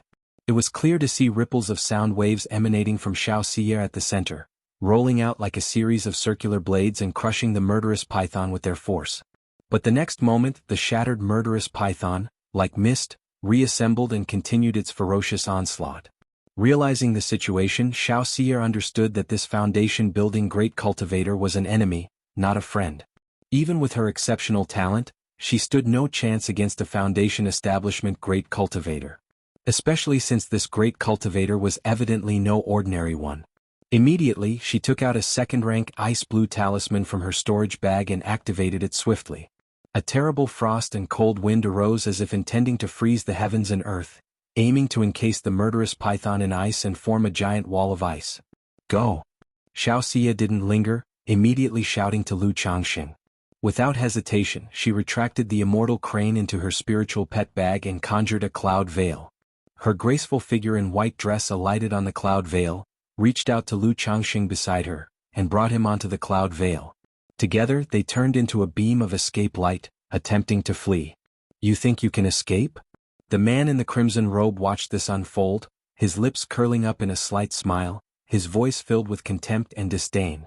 He, a foundation establishment great cultivator, set on interdicting a mere chi refinement minor, couldn't possibly let them get away.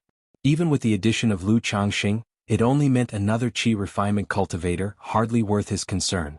Scowl. The man in the crimson robe formed hand seals and shouted coldly. Suddenly his life-bound spiritual artifact, the red phoenix pearl, flew out from his dantian and hovered above his head, radiating a red glow. A beam of light shot out, casting a red glow that caused the figure of Xianxia, maneuvering the cloud veil to escape, to stiffen abruptly. Immediately after, a chilling white flying sword appeared out of nowhere, its sword chi roiling and sharpness menacing, making a beeline for Xianxia. Not good. Realizing the imminent threat of the flying sword, Xianxia knew escape was likely impossible. Quickly, she slapped her storage bag and summoned a 5-colored tortoise shell. The tortoise shell shot into the air, unfolding a 5-colored radiance while exuding an aura of impregnable defense. Then a colorful sword bead appeared. The sword bead spun wildly, surrounded by terrifying sword light, seeming capable of slicing through everything. Go!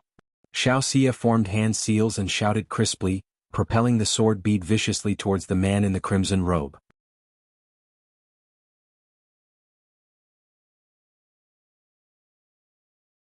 Chapter 286, Foundation Establishment Ambush. Treasure bones emerge. Lu Changxing was slightly taken aback by Xiaoxia's decisive actions and strategies in combat.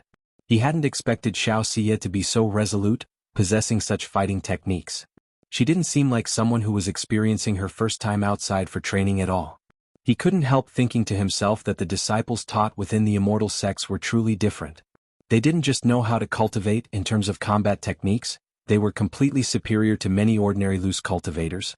Furthermore, looking at the cloud veil, tortoise shell, and sword bead, which were obviously of superior and top-grade magic artifacts, she seemed to be very wealthy. Despite his astonishment, Lu Changxing didn't just stand by and do nothing. He took out a stack of talismans, all of middle and superior grade, and threw out more than a dozen in one go. After all, as a talisman master, it was only natural for him to carry extra talismans for self-defense. Whoosh whoosh whoosh, the talismans emitted a diffuse light, turning into streams of fire clouds, fire serpents, ice spikes, wind blades, and lightning bursting forth wildly. Clang clang clang.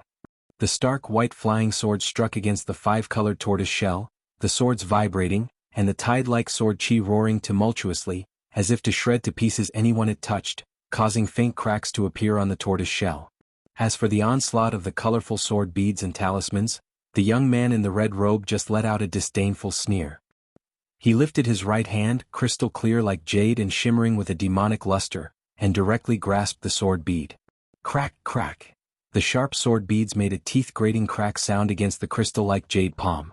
A murderous python bursting with sinister chi leapt from his shoulder, directly neutralizing and shattering Lu Changsheng's talisman's offensive. This is definitely not an ordinary foundation-building great cultivator. Seeing this scene, Lu Changsheng's eyes narrowed slightly. He didn't say much about his own stack of talisman attacks. It was quite normal for them to be neutralized, being merely middle and superior grade talismans. But Xiaoxia's tortoise shell and sword bead were clearly not simple. Yet, under the techniques of this young man in the red robe, the tortoise shell cracked, and the sword bead was even pinched in his hand. Although the young man's palm seemed to use some kind of spell, it still made him very alarmed. He knew that the strength of this young man in the red robe was not that of an ordinary foundation-building great cultivator. His power far exceeded the Lu family ancestor, Qin family ancestor, Bai family ancestor, and Meng Xiaochan that he had encountered before. Xiaoxia's countenance paled slightly as the two artifacts she summoned were broken, and she let out a muffled groan. She took out a silver talisman from her storage bag and handed it to Lu Changxing. She quickly transmitted her voice, "Lu Daoist, this matter started because of me. He must be tracking me through some kind of technique. This is a second-rank escape talisman. He'll hold him off for a moment. You can use the talisman to escape from here," Xiaoxia said urgently. Practicing the supreme forgetful love technique helped her keep her mind calm even in the face of various crises. She knew that the young man in the red robe, a foundation-building great cultivator, was after her. This kind of encounter was certainly no coincidence. It was highly likely that the opponent possessed some secret technique that could find her. Thus, in this situation, it was extremely difficult for her to escape from the hands of a foundation-building great cultivator. She also didn't want to get Lu Changxing involved at this time. Lu Changxing did not take the talisman.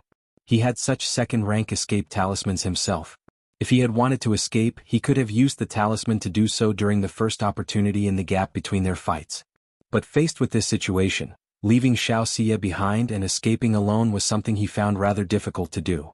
Sai, with this kind of nature, am really not suited for the cultivation world for these times? He thought to himself. However, after tasting both the sweet and the savory, and she being the future mother of my children, I can't just stand by and do nothing. Lu Changxing sighed softly in his heart. He decided to fight back fiercely and see if he could save Xiaoxia. His boldness wasn't completely ungrounded. He had a certain confidence. He felt that if he truly gave it his all, he could take down a foundation-building enemy. Though this particular foundation builder was somewhat strong. Moreover, even if he was no match, he had the life-substituting talisman on him to cling to life. In the blink of an eye, with thoughts flashing through his mind, Lu Changxing made a decision, his palms subtly retracting into his sleeves. One hand held a talisman, the other gripped a talisman treasure emitting golden light. "Hurry up," Xiaoxia pressed, looking at Lu Changxing with some anxiety. She urged him to take the talisman and escape quickly. "Xiao Daoist, under these circumstances, how could I abandon you and leave?" Lu Changxing responded with a light chuckle. "At a time like this, still indulging in romantic sentiment? But make no mistake, you two are doomed not to become lovebirds on the run." The young man in the red robe's eyes flashed fiercely as he abruptly exclaimed. In a pair of deep-set eyes, a crimson light glowed, striking fear into the heart. The next instant, Lu Changsheng's brow peach blossom goo roared furiously. It felt as if his brain had been hammered by something, his head dizzying, which made him let out a muffled groan. The pendant artifact he wore on his neck emitted a cool breeze at that moment. Pfft. Xiaoxia, on the other hand, turned deathly pale at the instant, and suddenly spurted a mouthful of fresh blood, clutching her white forehead. "Ah, you brat can actually withstand my divine sense attack?" The young man in the red robe was quite surprised seeing this scene. He never expected that under his divine consciousness secret technique, Lu Changxing would remain unscathed, merely grunting. He knew that ordinary cultivators affected by his divine sense attack either fell immediately or ended up like Xiaoxia. Additionally, he could tell that Lu Changxing was not a foundation establishment cultivator. He was likely just an energy refining cultivator. For a minor energy refiner to withstand his divine consciousness secret technique indicated the possession of some kind of protective treasure for the sea of consciousness. That made his eyes gleam with greed.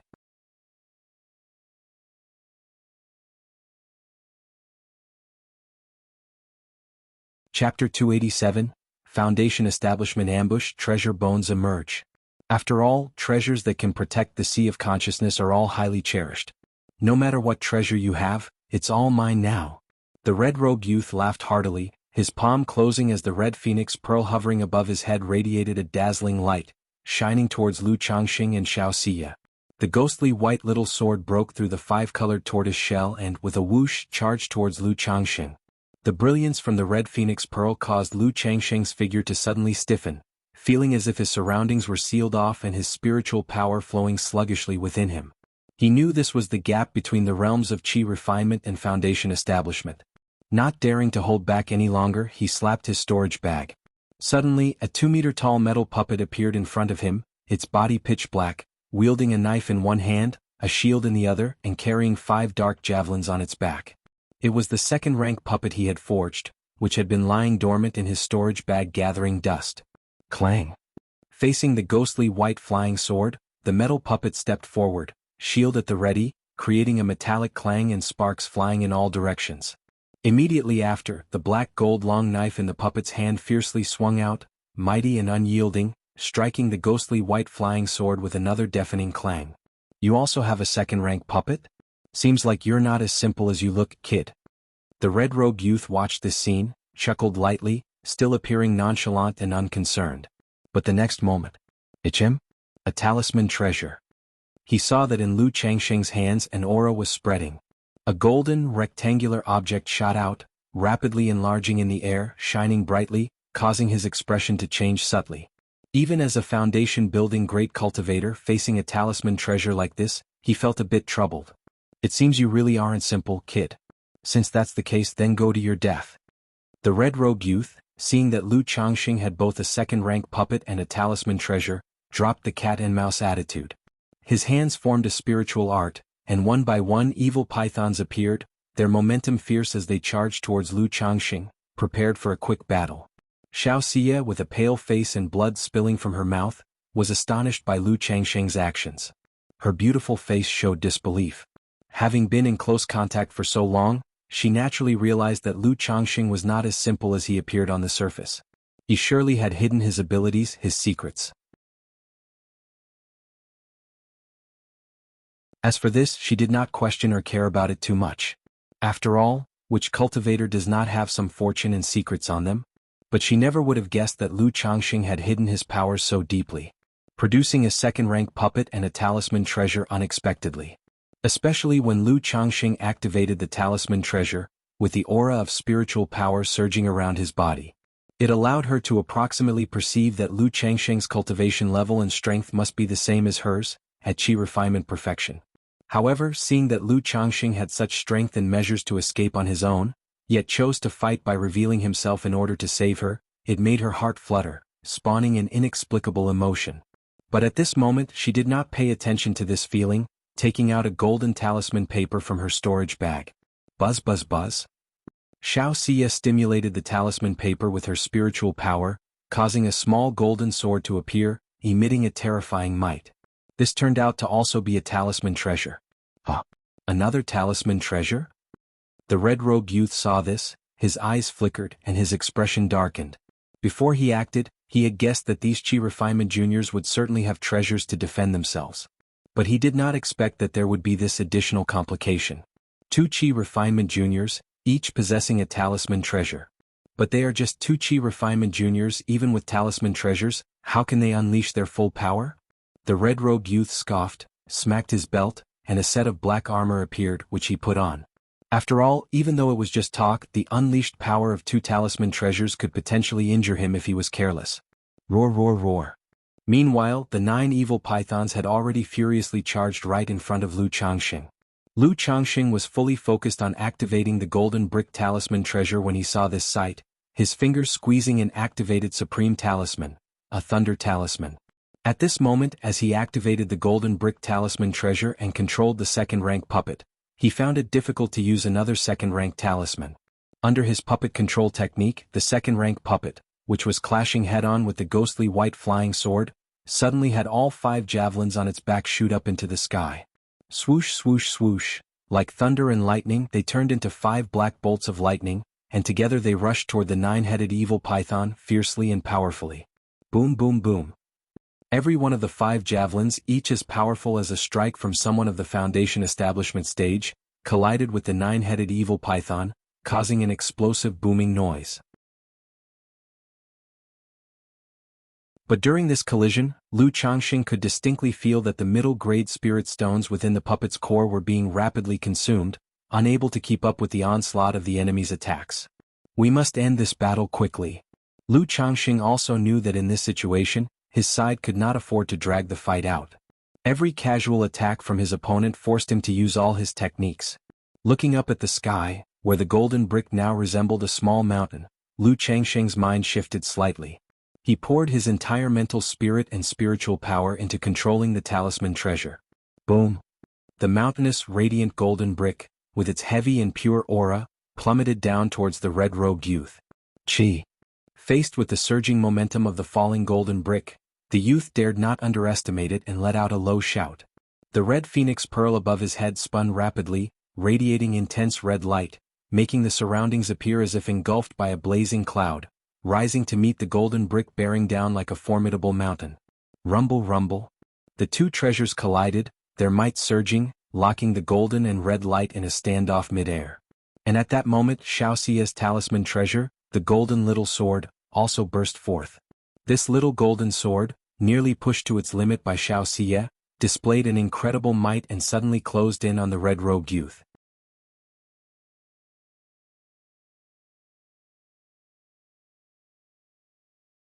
Chapter 288, Foundation Establishment Ambush Treasure Bones Emerge. For the youth was combating the golden talisman treasure brick when he saw the small sword coming to kill him. He slapped his hand, and a puppet in the form of a tiger appeared. Pfft. In just a moment the golden small sword pierced through the tiger puppet, shattering its core.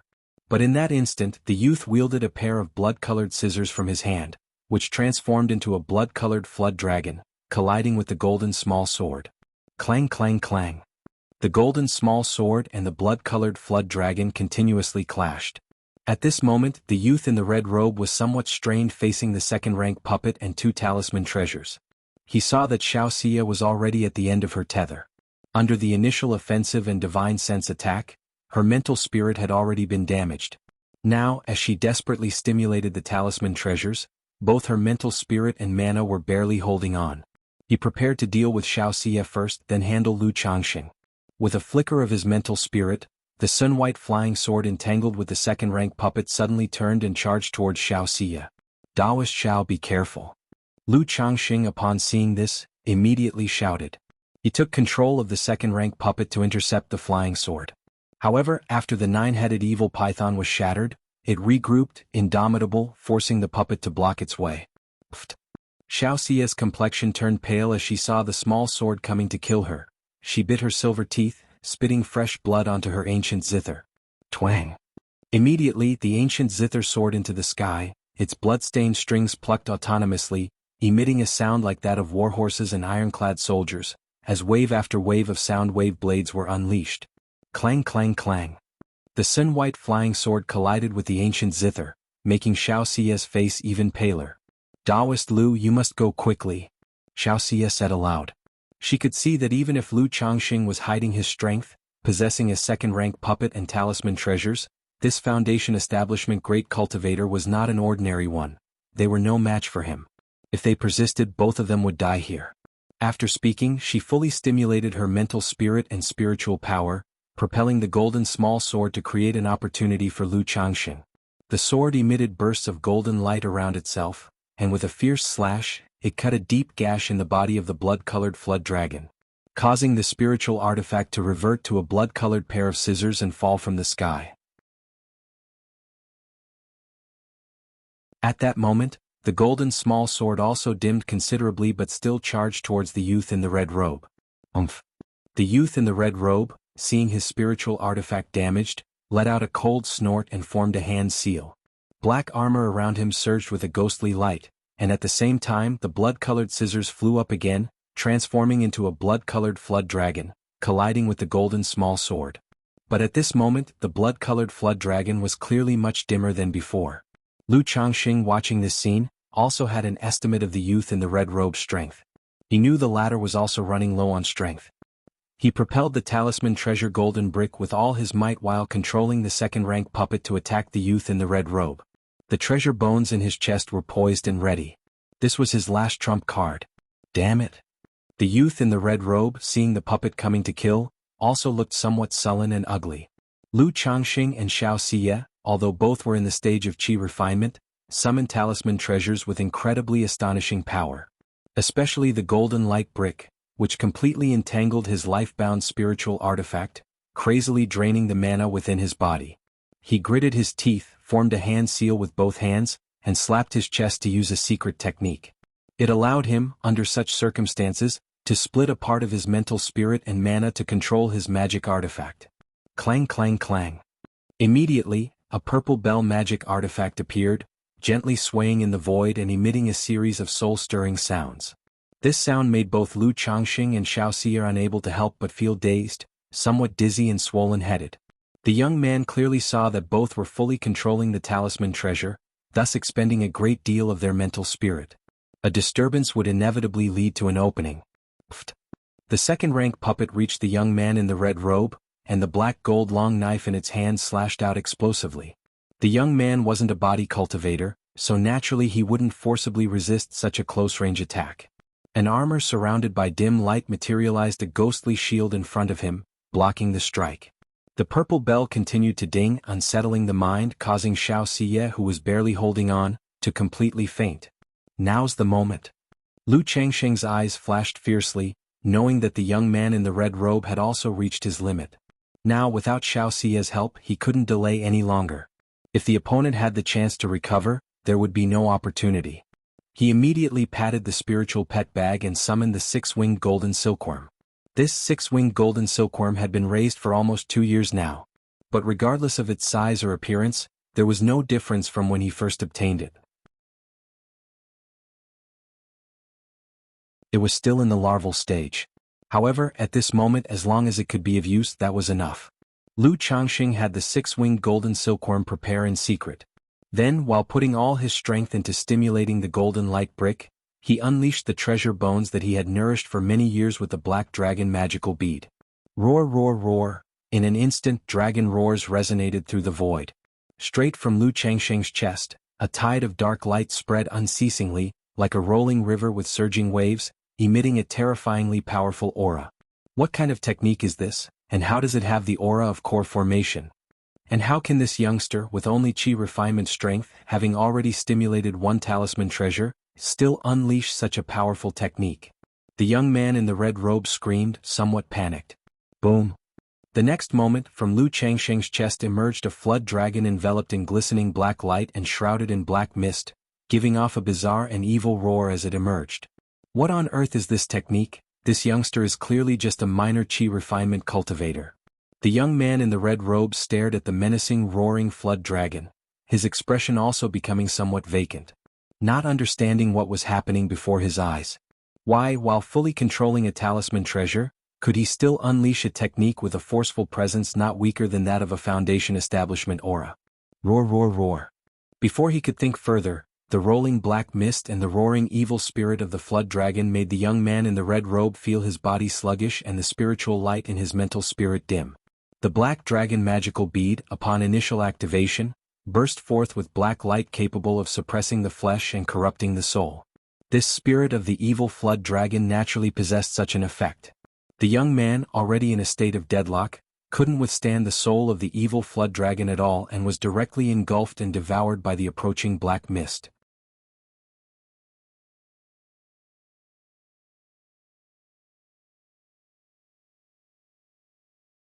Chapter 289. 100,000 Spirit Stones. The change in Xiaoxia. _1. Rumble. The evil Jiao's soul engulfed and drowned the young man in the red robe. A terrifying radiance filled the void, causing the entire space to boom and explode. Ah! A shrill scream sounded amidst the waves. Huff. This strike, lit by the explosive energy of the treasure bones, also made Lu Changxing's face somewhat pale, with a faint pain in his chest. Through the red bead that had clashed hard against the golden light brick, he knew that the young man in red was not yet completely dead. Go! Lu Changxing issued an order to the six-winged golden silkworm, lest the opponent still had some strength left. At the same time, he continued to control the golden light brick with his mental spirit. At this moment, he could clearly feel the might of the red bead resisting the golden light brick had greatly diminished, falling steadily. This indicated the dire situation of the young man in red, who was unable to resist. Boom, boom, boom. As the golden light brick continued suppressing the red phoenix pearl, a blood-red light burst out from the soul of the evil Jiao. It was indeed the young man in red. By now his black armor was ragged, his hair disheveled, his appearance was utterly wretched. "Ah, you wait for me this grudge?" the young man in red ranted bitterly, attempting to escape using a secret technique. But before he could finish speaking, the hovering golden light brick came crashing down like a mountain. Puff. Simultaneously, a golden line shot out like an arrow, piercing his forehead, leaving a bloody hole.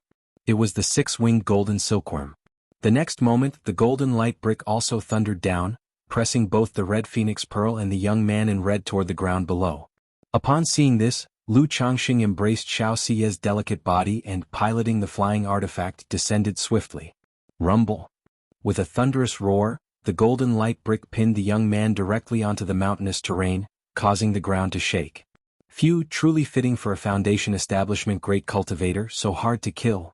The treasure bones I've nurtured for years are not the least bit weaker than a full-force strike from a talisman treasure, yet he almost got away. Lu Changxing could sense that the opponent's vitality had nearly extinguished with the six-winged golden silkworm strike. But just to be safe, he had followed up with a blow from the golden light brick. Through the golden light brick, he could detect that the young man in red pinned underneath was thoroughly devoid of life. However, to be on the safe side, Lu Changxing still took out 3 superior-grade talismans and 1 supreme talisman, setting them up around the golden light brick. After he finished, Lu Changxing slightly stirred his mental spirit, allowing the golden light brick to rise slowly. Upon seeing the mangled corpse within the large pit, Lu Changxing finally felt at ease. He retracted the golden light that had engulfed the brick, which had become as large as a small hill, and watched it shrink, reverting to the form of a talisman and flying back into his hand. But now this talisman treasure was quite dim, its paper even appearing somewhat damaged. This talisman treasure is probably going to be completely scrapped after one more use. Lu Changxing looked at the dim golden light brick talisman treasure in his hand and mused inwardly. This talisman treasure had been used by him multiple times, already depleting much of its power. The recent battle, though brief, had been greatly taxing due to his full-powered activation. If this Foundation establishment great cultivator was a pauper, then this would be quite the loss for me. Lu Changxing gazed into the large crater made by the golden light brick, at the torn body within it, and exhaled lightly. However, the likelihood of this was slim. The red bead, the pale white sword, and the blood-colored scissors alone were of considerable value. Lu Changxing did not ponder long to avoid drawing others to the site of the recent battle. He embraced Xiaoxia's tender body, collected the young man in red's mangled corpse, and quickly gathered the scattered treasures around before swiftly departing. After an hour, Lu Changxing found a cave in the mountain range. He gently placed Xiaoxia down inside. From his storage bag he took out the heavenly canopy 5 elements formation and set it up. This formation had the effects of trapping enemies and isolating aura, very practical, and was always on Lu Changxing's person. After setting up the formation, Lu Changxing took a recovery elixir medicine from the storage bag and used a healing talisman on him, which made him feel much better. He then checked Xiaoxia's condition. She seemed to have just suffered damage to her mental spirit and had overconsumed her spiritual power, nothing too serious. After making a preliminary assessment, Lu Changxing passed a healing pill into her lips. He then applied another healing talisman to her. He immediately saw her pale complexion improve considerably. The biggest difference between the Qi refinement realm and the Foundation establishment stage, aside from the qualitative change in spiritual power and mana, is divine sense. Foundation establishment cultivators give birth to divine sense, which affords great convenience in both combat and cultivation. If it weren't for the peach blossom goo shielding me from divine sense attacks, I fear I would have suffered damage to my mental spirit just like Xiaoxia.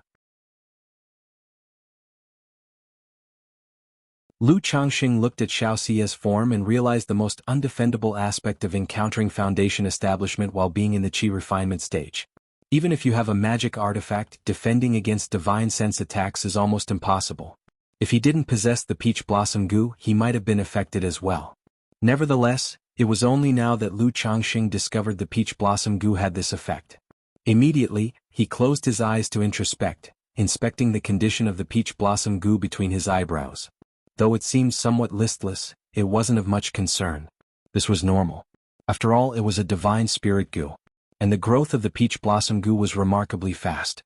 Under his flourishing peach blossom luck, it had grown to the extreme limit of the first transformation. If his cultivation level did not restrict it, it could have advanced to the second transformation.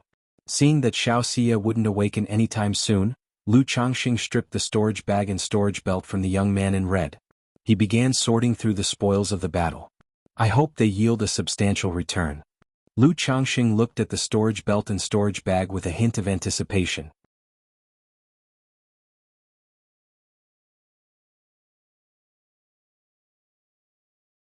Chapter 290, 100,000 Spirit Stones, The Change in Xianxia. After all, the young man in the red robe didn't seem like an ordinary Foundation establishment cultivator. One would think he couldn't be too poor. Buzz, buzz, buzz. At this moment, the six-winged golden silkworm was flying around Lu Changxing. Its wings, thin as cicadas, fluttered, emitting a bloodthirsty aura. Go ahead. Lu Changxing naturally understood what the six-winged golden silkworm meant and chuckled lightly. He hadn't burned the young man in the red robe to ashes, precisely to leave the body for the six-winged golden silkworm. After all, this six-winged golden silkworm fed on blood. To it, the blood essence of a Foundation establishment great cultivator like the young man in the red robe was naturally a great tonic. Having received Lu Changxing's permission, the six-winged golden silkworm immediately burrowed into the young man's body and began to feast greedily. Isn't this a bit too much like the practices of the demonic path? Lu Changxing watched the actions of the six-winged golden silkworm and smacked his lips. Very soon he shook his head and said, but it's just resource utilization after all. If I didn't feed it to the six-winged golden silkworm, I'd have to burn it to ashes. Besides, this is far from what the demon path cultivators do. I read in a book before that some demonic path cultivators use any resource they can for cultivation, be it humans, demon beasts, or the souls of all living beings. Things like human skin books, white bone arrows, pools of blood and flesh, myriad soul banners, and even human emotions like joy, anger, and hatred can be used for cultivation. Lu Changxing clicked his tongue in amazement. He had roughly read about the differences between the righteous path and the demonic path in books before. Although the descriptions weren't very detailed, he had a general idea. Demonic path cultivators are more extreme in their cultivation techniques and behaviors, showing less humanity for the sake of advancement. This consequently leads to some differences in the speed of cultivation and breaking through realms.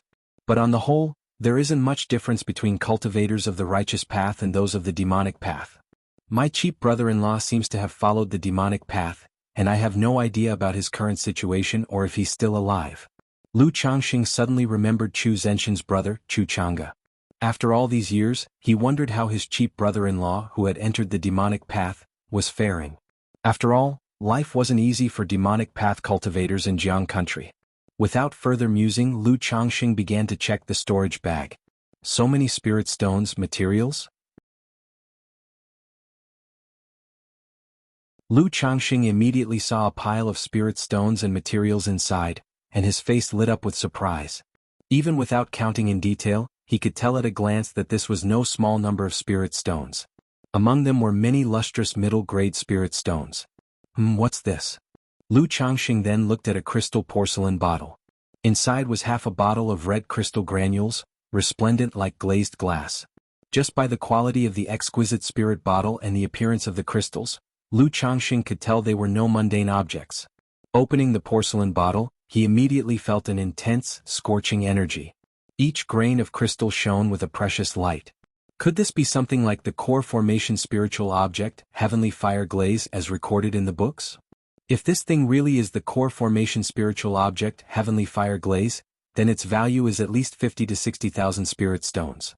Lu Changxing looked at the crystal porcelain bottle, his face filled with a smile, and he put it into his storage bag. A regular Foundation establishment spiritual object might cost 2 to 3,000 spirit stones. But for a core formation spiritual object, the price increases 20-fold. And they are priceless on the market. Lu Changxing continued his inventory. Seeing ordinary materials and magic artifacts didn't stir much emotion in him. Red Phoenix True Scripture, a peripheral sect level cultivation technique. Seems like there's something worthwhile after all, to possess a peripheral sect level cultivation technique. However, the technique is incomplete, only cultivable to the core formation stage, but I can study the 2 secret techniques recorded inside later. Lu Changxing found several technique jade slips in the storage bag. After a brief glance, there were several high-grade cultivation techniques and the inheritance of 100 arts of cultivation. Only the Red Phoenix True Scripture notably piqued Lu Changxing's interest. Is this a magic treasure embryo? Lu Changxing saw a small black-red cauldron among the items, examining it in his hand. This small cauldron had only a rough outline of a cauldron shape. Neither the design nor the patterns were sculpted yet, resembling an unrefined embryo. But from inspecting the material of the small cauldron and the aura it emitted, even the worldly Lu Changxing faintly sensed that this was a magic treasure. This kind of appearance made Lu Changxing guess it was a magical treasure embryo. As far as Lu Changxing knew, most cultivators' life-bound magic treasures are made from some rare and precious materials, which they refine themselves. They then shape it into an embryo and gradually nurture and imbue it into a fledgling form, eventually turning it into a magic treasure. This has an advantage as one could control the fledgling form of the magic treasure in the late stage of foundation establishment. And by nurturing the magic treasure embryo well in advance, one could let the magic treasure take shape immediately upon reaching core formation, significantly increasing its power. Could it be that this young man in the red robe is a cultivator in the late stage of foundation establishment? Otherwise, why would he have core formation spiritual objects and a magical treasure embryo? Lu Changxing glanced at the corpse that was being drained of blood by the 6-winged golden silkworm and speculated. After all, how could an ordinary foundation establishment cultivator have such rare items? However, sifting through the spoils made Lu Changxing somewhat relieved. For he had also found in the red-robed young man's storage bag 6 pieces of supreme talismans of the 2nd rank, as well as heavenly thunder pearls, white bone arrows and other treasures. It became clear that the latter actually had quite a few trump cards. If he had made a determined attempt to take their lives from the beginning of their encounter with him and Xianxia, neither she nor Lu Changxing would have had the chance to retaliate. There wouldn't have been any time to employ talisman treasures to suppress him. The same principle applies, even when a lion hunts a rabbit, it uses all its strength, Lu Changxing thought to himself. Otherwise, one might capsize in the gutter unexpectedly.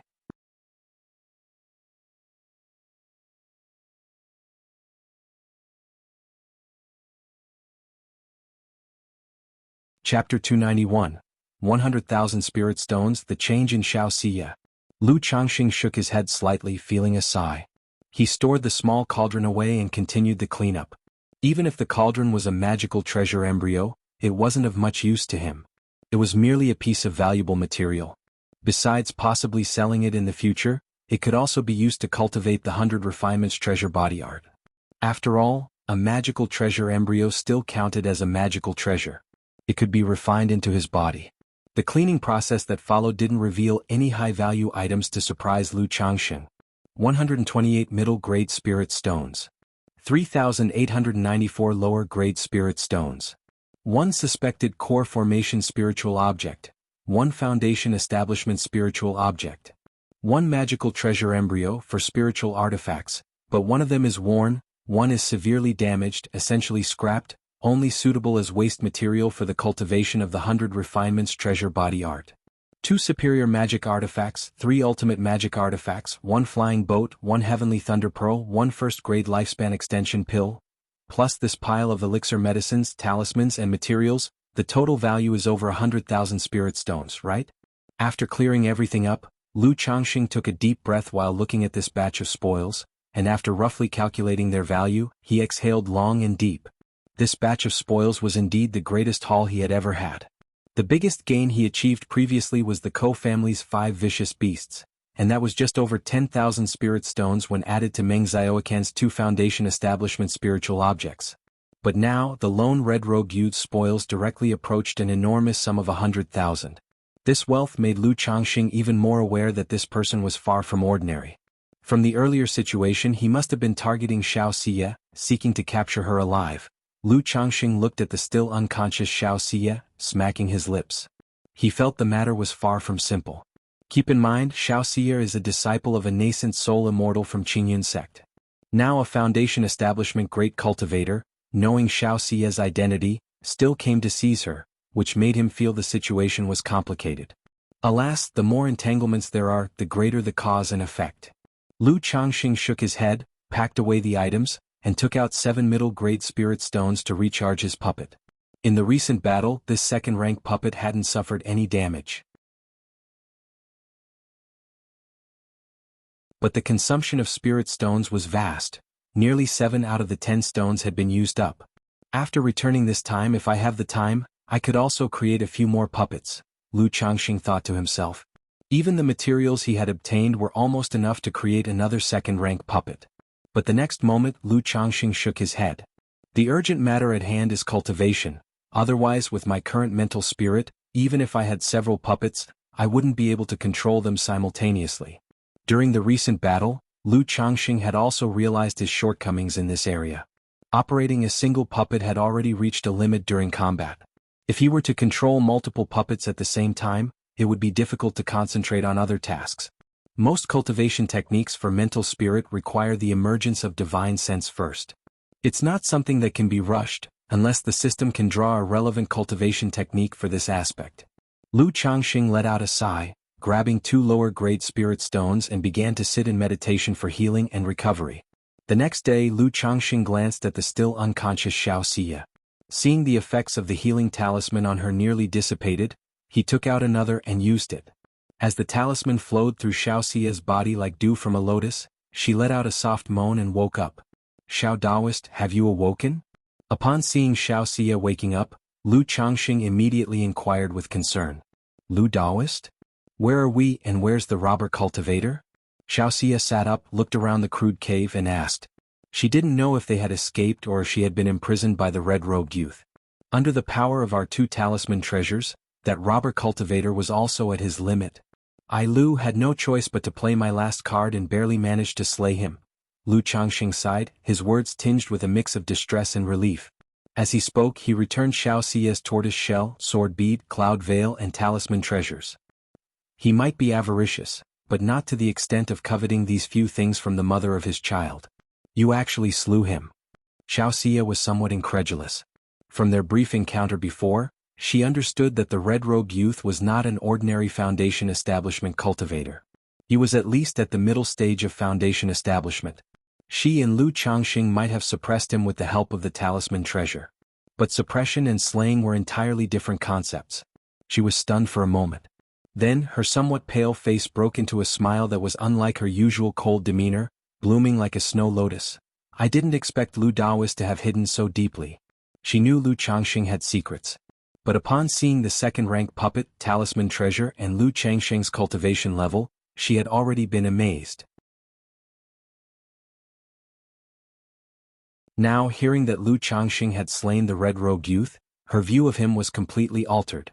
Seeing Lu Changxing slightly frown, Xiaoxia seemed to realize something, her lips lightly pursed as she said, "Don't worry, Lu Daoist, every cultivator has their secrets. In Rui County City, you already perceived that you were different from ordinary cultivators, certainly possessing fortunate secrets. So rest assured, you can swear on my Dao heart that I will absolutely not divulge anything about Lu Daoist to anyone." Xiaoxia, being a smart person and cultivating the supreme forgetful love technique, was enlightened in her Dao heart. Having said that, she promptly swore an oath, indicating she wouldn't mention this matter to a third party. "Xiao Daoist, there's no need for such formality, the situation isn't that serious." Lu Changxing smiled, very satisfied with Xiaoxia's consideration. After all, revealing talisman treasures and cultivation levels like this was still somewhat risky.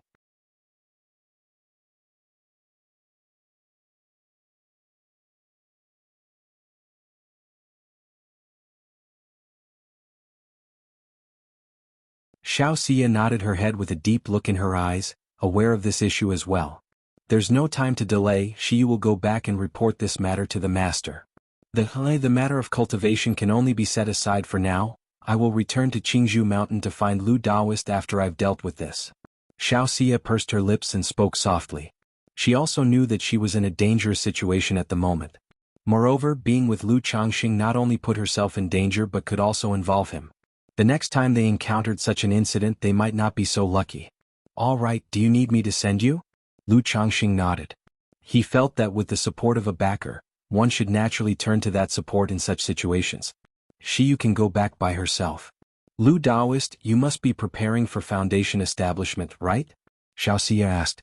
I still need to polish my skills for several more years before preparing for the foundation establishment. At this time Lu Changxing did not conceal too much. It had been less than a year since his breakthrough to the 9th level of energy refinement, and he needed several more years of cultivating his spiritual power before he could prepare for foundation establishment. All right, once Xiyu has dealt with the matter, I will return to assist Lu Lang with his foundation establishment. Xiaoxia smiled sweetly, her enchanting voice containing a hint of sweetness. After finishing her words, she kissed Lu Changxing again.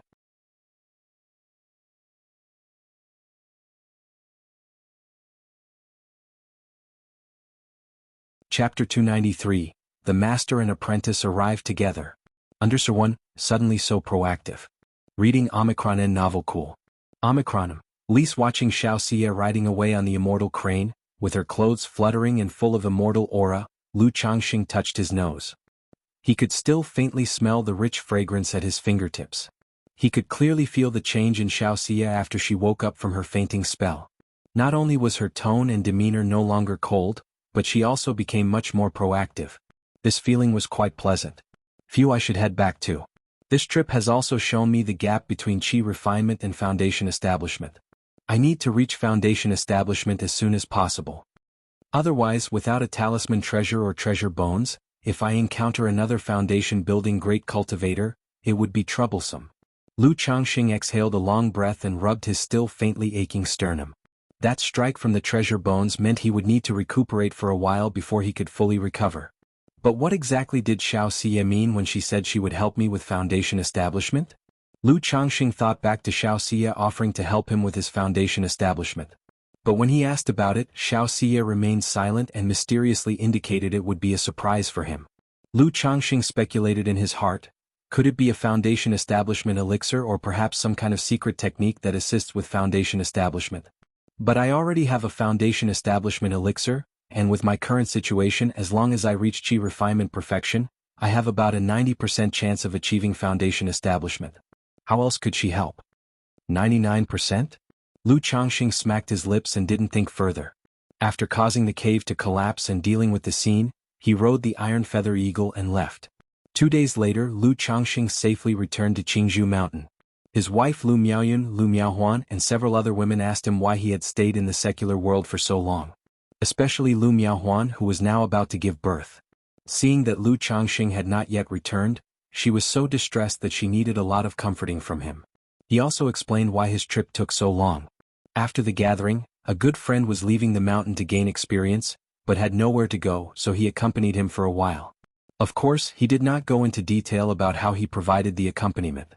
After all, discussing such matters of helping others in their cultivation with his wife felt a bit strange to Lu Changxing.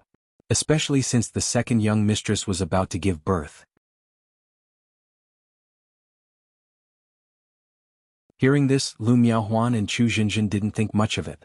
But Lu Miaoyun felt a strange sense of oddness when she heard that the Qingyun sect disciple who accompanied her husband was a woman. She always felt that her husband's popularity with women was a bit too good. Now, whenever she saw any woman with her husband, she couldn't help but suspect something might happen. However, she didn't say anything about it. She simply suggested that Lu Changxing should cultivate a good relationship with Xiaoxia. After all, the cultivation world is also about personal connections and worldly wisdom. Being able to maintain a good relationship with an inner sect disciple of the Qingyun sect was also a good thing. Meanwhile, on the other side, Xiaoxia had also returned to the Qingyun sect. Senior Sister Xiao. Junior Sister Xiao. Senior Sister Xiyu. Along the way, many Qingyun sect disciples greeted Xiaoxia respectfully, paying respects or calling out to her. Xiaoxia was not only beautiful and talented, but she was also a disciple of the Peak Master of Kaiyun Peak, a nascent soul immortal. Thus, she had a wide reputation within the Qingyun sect. She was the goddess in many disciples' hearts and was well liked.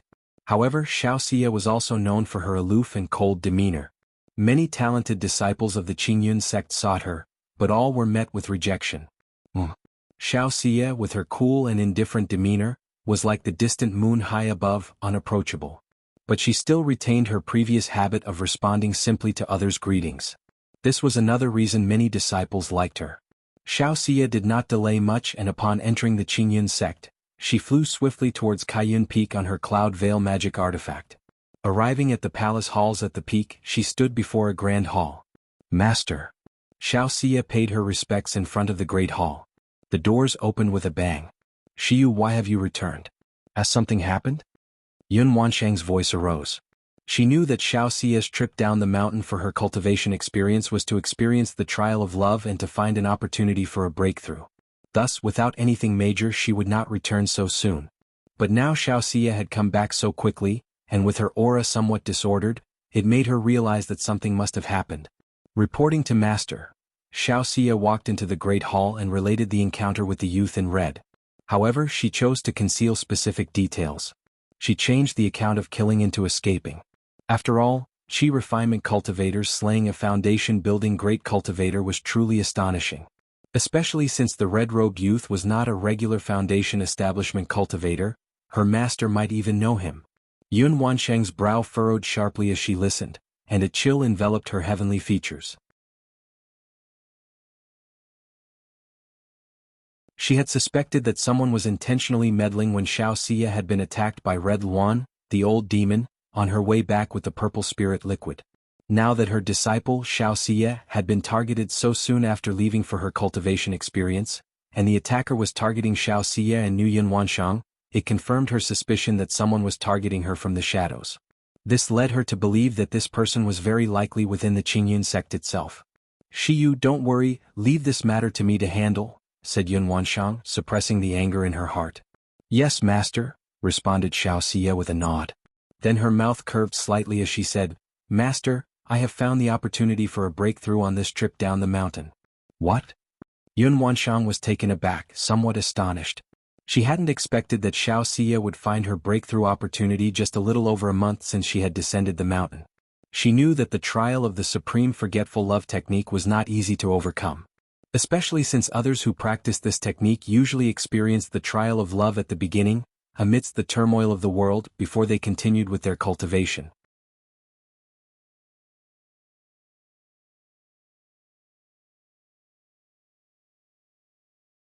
Chapter 294. The Master and Apprentice arrived together. Because of the red dust elixir, Xiaoxia had first cultivated the supreme forgetful love technique. Reading Omicron in Novel Cool. Omicron, least now, even if she were to experience the trials of love again, it would be more difficult for her than for ordinary people. Because the supreme forgetful love technique allowed Xiaoxia to remain unfettered and undisturbed by emotions, she found it extremely difficult to be moved by them. She locked gazes with the calm eyes of Xiaoxia. A moment later, Yun Wanshang spoke, Xiyu, are you sure about this? Love is unfathomable, unknowable in its beginning, resting place, bond, solution, track, or end, which makes this love calamity not so easy to overcome. You invest deep feelings, yet you are naive about love, likely to become deeply entrapped. Yun Wanshang voiced such words. Love is unknowable in its origin, indescribable, beyond words. This was her own realization. Now that her disciple was cultivating the supreme forgetful love technique and wished to transcend the love trial, it inevitably worried her as a master. Initially, under Xiaoxia's persistence, she had agreed to a period of 3 years, secretly hoping that Xiaoxia would give up. Master, Xiyu has made up her mind. Xiaoxia's eyes were as clear as autumn waters under the moonlight, and she spoke softly. Her voice was calm yet resolute. In these days she had come to understand the nature of emotions and the meaning behind the supreme forgetful love. But her heart, set on pursuing the Tao and content with dying in the evening after hearing it in the morning, had not a single thought of surrender. It seems you have made up your mind. I won't dissuade you any further, said the master. Yun Wanshang looked at Xiaoxia and sighed softly. She knew that once her disciple made a decision, she would not easily change her mind. At the same time she felt a tremendous sense of relief. She was heartened to see such a strong commitment to the Tao in her disciple. After all, cultivation isn't just about innate talent. It's also about a person's character, temperament, mindset, and understanding, among other things. She had taken on Xiaoxia as a disciple, not just for her talent but also for her temperament and comprehension. Since Xiaoxia spoke in such a manner, she chose to believe in her disciple. To believe she could pierce through the false and truly cultivate the supreme forgetful love. You've spoken of this matter, but is there something else you wish to tell your master? Yun Wanshang's face broke into a smile, and she reached out to touch Xiaoxia's head. She sensed that the other had more to say. Master, the opportunity for my breakthrough lies in an old friend of mine, and it was thanks to his help that Xiyu was able to escape. So, Xiyu wishes to request Master to refine a golden crow elixir. Xiaoxia pursed her lips and spoke. Golden crow elixir. Yun Wanshang's gaze sharpened upon hearing this. She immediately guessed what her disciple wanted to do. Golden crow elixir, second-ranked top-grade elixir medicines. Containing a strand of great sun essence. Immensely beneficial for those with yang constitutions in their cultivation. And this golden crow elixir has another effect. The essence within, coupled with Xiaoxia's moonlight spirit body, could enhance each other's effect. If it is used during foundation establishment, there's a chance to build the Sun Moon Dao foundation. However, to reach this step, one must engage in dual cultivation with a partner. Please grant me this, Master, Xiaoxia said as she knelt before her silent master. Oh, my foolish child, Yun Wanshang sighed. She helped Xiaoxia up and said, the person owes you a debt of enlightenment and has also saved your life. Naturally, you must repay this kindness. But afterwards, can you truly break through all this? Yun Wanshang questioned. To forget with the supreme forgetful love technique, one must experience the trial of love. The deeper the love trial, the better the effect after shattering illusions. But Xiaoxia's situation also made her worry that her disciple might get lost in it. Master, I can, Xiaoxia assured, her cool and detached face showing a gentle smile. All right, you should go back and rest. I will ask Elder Yun to refine the elixir, and he'll inform you once it is ready. Yun Wanshang touched Xiaoxia's head again, her voice tinged with pity. In this era, the status of a master-disciple relationship was extraordinary. She regarded Xiaoxia almost as her own daughter. Seeing Xiaoxia like this naturally left her feeling incredibly complex. Yes, Master, she will take her leave now. Xiaoxia bowed and withdrew. After Xiaoxia left the hall, Yun Wanshang's expression turned indifferent. Then she transformed into a rainbow light and arrived at Jianghu Peak, a majestic golden magical sword appearing in her hand. Boom! With magical sword in hand, Yun Wanshang slashed fiercely towards the peak's palace. Countless golden runes flashed, causing a golden divine thunder to strike down from the clear skies, alongside her sword. Yun Wanshang, what are you doing? Inside Jianghu Peak, an authoritative and resounding voice spoke out. 9 red fire dragons soared into the sky, forming a barrier to block the sword. What's going on? It's the Jianghu Peak Master. What is the Jianghu Peak Master doing, suddenly attacking our Jianghu Peak? Many disciples of Jianghu Peak suddenly looked up, staring in shock and confusion at the scene unfolding before them. Song Qingji, show yourself. Yun Wanshang held her magical sword aloof, her expression unfazed. Kaiyun Jr.'s sister, Qingji, is in seclusion. What do you want from her? A middle-aged man donning a red magical robe with a dignified face emerged from Jianghu Peak. My disciple was attacked outside, and within the Qingyun sect, only your Dao partner, Song Qingji, has borne a grudge against me since the core formation affair. Her nature is dark and she always likes to engage in sly tricks behind the scenes, so she must be involved in this matter, Yun Wanshang declared coldly. Kaiyun Jr.'s sister, you can't just make such accusations. For the past days, Qingji has been in seclusion. How could she have acted against your disciple? The true person of Jianghu spoke with a less than pleased expression, his voice grave.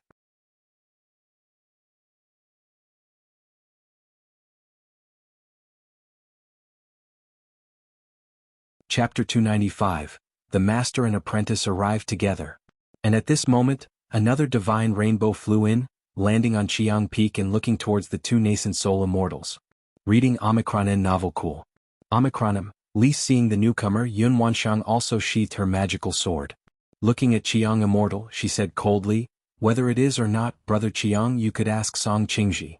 If my disciple encounters any more accidents, then this matter cannot be separated from you and your Jianghu Peak. When that happens, don't blame me for being impolite. After Yun Wanshang had finished speaking, she turned and left without looking back, transforming into a rainbow light and returning to Jianghu Peak, leaving behind the disciples of Jianghu Peak somewhat dumbfounded. Although among them, some had heard about the grudge between their peak's master's wife and the master of Jianghu Peak. But that was just what they had heard, rumors? Today's incident let them know that these rumors were true. However, they dared not discuss such matters. Jianghu Jr. brother, you also know Kaiyun's temperament. You can also ask Junior Sister Song about this. If it has nothing to do with Junior Sister Song, then just clear things up with her when the time comes, said the Qingyun sect leader after seeing Yun Wanshang depart. Sect leader brother, how could Qingji possibly do such a thing, and moreover Qingji has been in seclusion these past few days, said Qiang Immortal, cupping his hands. That's good then, replied the Qingyun sect leader, not saying more. He transformed into a divine rainbow and departed. Straight away, Qiang Immortal's face turned somewhat somber as he approached a grand and luxurious hall. Inside the hall, on the bed, lay a woman around 30, her black silky hair coiled into a bun, wearing a green Taoist robe, lying on her side while holding an ancient scroll. Qingji, has the matter regarding Yun Wanshang's disciple anything to do with you? Qiang Immortal asked the woman on the bed, speaking gravely. Could it be that, in your heart, I would do such a thing? The woman in green put down the scroll and sat up slightly, looking at her Tao companion. I hope not, the Qiang Immortal sighed helplessly as he looked at his Tao companion's expression. In the blink of an eye, 3 months had passed. Since returning to Qingzhou Mountain, Lu Changxing had kept a low profile. Other than 2 trips to the Red Leaf Valley Market, he seldom left the house. He focused on his cultivation, talisman making, and spending time with his wives. Half a month after returning, the second mistress gave birth to her second child. It was a boy. Fortunately, the child also possessed a spiritual root. But not as good as Lu Qingshan. It was only a 7th grade spiritual root. Nevertheless, Lu Changxing felt very satisfied. He could not help but wonder if the reason Lu Miaohuan's children had spiritual roots both times was related to her consistently good nutrition. After all, there were such mystical sayings in the cultivation world. And during Lu Miaohuan's pregnancy, Lu Yuanding always provided various nutritious supplements. One day in the practice room. Lu Changxing sat cross-legged, exhaling lightly as he looked at the black-red small cauldron floating in front of him. This black-red small cauldron was the magic artifact embryo he had acquired from the red-robed youth. Although this magic artifact embryo was precious and worth quite a bit of money, he found selling it troublesome and preferred to use it to enhance his strength. Thus, he had spent the time he would have used to refine the 9-treasure jade rui on this magic artifact embryo. Now, at last, the refinement was complete and it could be condensed into his body. I will condense this magic artifact embryo into the bones of my hand, Lu Changxing decided as he looked at his right hand, already having chosen the spot for condensation. After all, the skull and spine were relatively dangerous and problematic, not to be considered for the moment, and with the black dragon magical bead in his sternum, only the limbs were left to choose from. Siege. Without further thought, Lu Changxing activated the 100 Refinements treasure body art, causing treasure light to flow through his palm, as if staining it gold. Under the concentration of spiritual power, the black-red small cauldron began to integrate bit by bit with his palm. Just like that, time trickled by, and the entire small cauldron completely integrated into Lu Changxing's palm, solidifying within his hand bones. On the back of his hand, the pattern of a small cauldron emerged. At the same time, a mighty and overwhelming power began to wash over Lu Changxing's flesh, meridians and bones. This allowed Lu Changxing's nearly breakthrough 100 Refinements treasure body art to immediately advance under the force of this magic artifact embryo. Boom boom boom. Sounds reminiscent of mighty rivers surging and rushing echoed within Lu Changxing. The noise grew clearer and more resonant, resembling a divine blacksmith forging a powerful weapon, strong and sonorous. Lu Changxing's physique shone brighter and brighter, as if a layer of golden film were flowing over his skin, bursting forth with a dazzling radiance like a blood rainbow. After a long while, the divine light within Lu Changxing's body gradually receded, revealing his flawless and robust muscular frame. 100 Refinements treasure body art, 3rd level. Lu Changxing felt the immense power within him, his lips curved upwards in a smile. Just as I suspected, integrating the second magic artifact into my body was less effective, which is likely because it's only a magic artifact embryo. However, it's still quite good. With the black dragon magical bead and this magic artifact embryo constantly nurturing and refining my body, I estimate that within 10 years, my 100 Refinements treasure body art will break through to the 4th level. Moreover, once I have finished refining the 9-treasure jade rui, this speed will increase even further. Lu Changxing's face was filled with joy as he looked at the small cauldron pattern on his hand. With a slight movement of his mental spirit, the pattern vanished from sight. He then took out his green-faced sword from his storage bag and lightly slashed his arm with it twice. Seeing no effect, he chopped with more force another 2 times. Noticing only faint white marks and red welts, Lu Changxing couldn't help but nod in satisfaction. My physical body is comparable to a high-grade magic artifact. With my physical strength alone, I can now easily slay energy refinement middle-stage cultivators, and even some in the late stage, right? Lu Changxing stored away the green-faced sword, quite pleased with his physical condition. He knew his fist was strong enough to clash head-on with middle-grade magic artifacts. As for high-grade magic artifacts, Lu Changxing believed there was no need. After all, harming one's own flesh and blood was truly inadvisable. And he had cultivated the 100 Refinements treasure body art for many years but had never used it to directly confront others, treating it more like physical training. It's been so long, I wonder how Xianxia is doing now? Lu Changxing couldn't help but think of Xianxia. After all, she had said that after resolving her matters at Qingyun's sect, she would return to cultivate with him. 3 months had passed by now. Meanwhile, at Qingyun's sect, Shiyu, this is the Golden Crow Elixir. Yun Wanshang handed a porcelain bottle to Xianxia.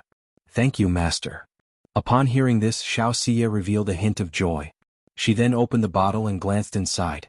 Immediately, she saw a dazzling elixir that looked like a flame alight. It was the Golden Crow Elixir indeed. When do you plan to descend the mountain? Yun Wanshang inquired. She knew that Xianxia had stayed on Kaiyun Peak all these days, waiting for the Golden Crow Elixir to be ready. Master, I plan to leave the mountain today. Xianxia pressed her lips together, her cool and aloof expression softening a little. Good, if you encounter any emergencies, send word to your master immediately. Yun Wanshang sighed softly as she looked at her disciple's demeanor.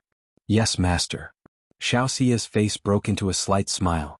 She then bowed deeply and walked out of the grand hall, taking flight on her Cloud Veil magic artifact and leaving Qingyun's sect.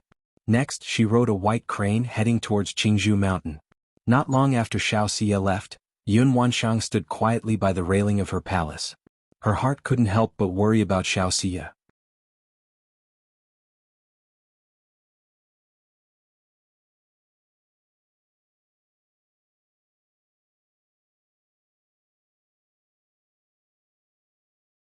Chapter 296, Yun Wanshang, How Could It Be Him? _1 Red Leaf Valley Market. Reading Omicron Novel Cool. Omicron least the streets were sparsely populated with pedestrians, hardly bustling with activity. Lu Changxing carried his daughter Lu Qingzhu while strolling through the market with his wife, Lu Miaoga. Little Bamboo, do you like this? Lu Miaoga, her hair piled up high, her features delicate and gentle, held up a small toy to ask her daughter. Oh. Lu Qingzhu gave it a few glances before responding. It seems you don't like it. Lu Changxing, observing his daughter's reaction, said with a smile. The little girl was already 2 years old. She was as cute as a button, extremely adorable. It's just that she had a somewhat simple and straightforward personality. She was not fussy or noisy, quiet and well-behaved. Even when Lu Changxing pinched her lightly for no reason, she would just look up at him, her father, with a wronged expression. She was entirely different from the mischievous and active Lu Qingshan. Isn't that Miss Lu Miaoga? Your child has grown so big already. No wonder Mr. Lu, the talisman master, is so devoted to the Lu family. It seems your family's investments are quite substantial. At this moment, a group of men and women approached from not far away. One of the young men in blue robes, upon seeing Lu Changxing and Lu Miaoga, had a smirk and spoke teasingly. Third young master, you, are we that familiar with you? Lu Changxing turned his head, his expression impassive, and spoke indifferently. This young man in blue robes was none other than Yu Ningyuan, the third young master of the Yu family, who had once tried to recruit him at the Nine Dragons Market. As for the third young master of the Yu family, he had no favorable impression of him. Or rather, he had no favorable impression of the entire Yu family. After all, based on his conjecture, the assaults on Lu Miaoga and himself during his return trip were very likely orchestrated by the Yu family. When the third young master of the Yu family had come to the Nine Dragons Market to recruit him, the incident might have been related to them. All these matters were engraved in his memory. Once his strength was sufficient, he would settle these accounts. Yu Ningyuan saw that Lu Changxing gave him no regard and his expression darkened. But he did nothing more than give a cold snort.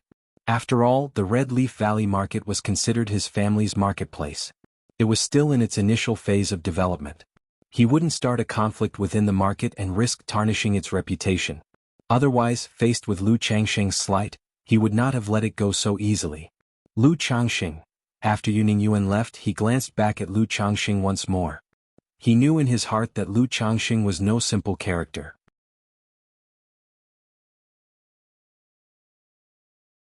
The man had saved Lu Miaoge before, and he had come out unscathed after the assassination attempts he had ordered.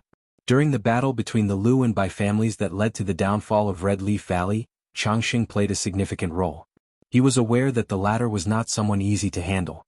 Changxing, you should still be careful with the Yu family, Lu Miaoge said softly to Lu Changxing. Although the Lu, Bai, Zheng, and Yu families had collaborated to establish the Red Leaf Valley market, the relations among these four families had not significantly improved. After all, the incident in Red Leaf Valley had been quite unpleasant. Sister Miaoge, I know, Lu Changxing nodded in response. He was now a core member of the Lu family and was privy to some of the intricacies involved. After continuing their shopping for a while, the couple headed back to the Lu family's spiritual talisman shop with their daughter. As for Lu Changxing's own peace talisman hall, he would stop by monthly to check the accounts and replenish talismans. If he was too busy, he would let Lu Miaoge help out. Mainly because the foot traffic in Red Leaf Valley Market was still rather average. The monthly income primarily depended on his few supreme talismans, and there was not much to look into. Little Bamboo, haven't you fallen asleep yet? Upon returning to the third floor of the spiritual talisman shop, Lu Changxing, thinking his daughter had fallen asleep in his arms, looked down to find a pair of bright eyes gazing back. Daddy, I'm not sleepy, Lu Qingzhu said in her baby voice. The little head nestled in Lu Changxing's arms, and her tender face gently rubbed against him. Are you hungry then? Looking at his daughter's adorable manner, Lu Changxing felt immense satisfaction and love, giving her milky cheek a playful nibble. Oh. The little girl pondered briefly and then nodded with her lips pursed. You're hungry and you don't say it yourself, you little simpleton, Lu Changxing chuckled as he heard her. He immediately took out a milk bottle and a jade bottle from the storage bag. They contained spiritual dew, spiritual honey, and milk from spiritual beasts. As a father to over 100 children, he had long acquired a storage bag specifically for storing food for the kids. After mixing the milk, Lu Changxing skillfully fed his child. Children of this age could already hold the milk bottle by themselves. Lu Miaoge, watching Lu Changxing feed their child, lingered with a gentle expression for a moment before heading to the talisman room to make talismans. She had successfully created a supreme talisman last year. But her success rate remained low. Creating supreme talismans was still a losing business. Lu Changxing naturally provided guidance in talisman crafting as well, but the effectiveness of such teachings was limited. It still depended on the individual. This made Lu Changxing realize that teaching the children talisman making and puppetry would be somewhat difficult. You could invest heavily in the early stages, but without natural talent in these areas, it was hard to cultivate skills. As Lu Changxing watched his daughter quietly drinking milk, he suddenly sensed something. He took out a talisman from his storage bag. Faint spiritual light flowed across the surface of the talisman. Shiyu has arrived at the Red Leaf Valley Market, he noted. This was a sensing talisman. Whenever a corresponding communication talisman was activated, the sensing talisman would perceive it. However, this was only a first-grade sensing talisman. Its range of sensing was limited. Therefore, Lu Changxing immediately knew that Xianxia had come to the Red Leaf Valley Market. Right away, he went to the talisman room, informed Lu Miaoge, who was making talismans, that he needed to step out, then carried his daughter toward the entrance of the Red Leaf Valley Market. A quarter of an hour later, Lu Changxing arrived at the market exit. He immediately saw Xianxia not far away, clad in a white dress, her tall and graceful figure exuding a cold and lofty air.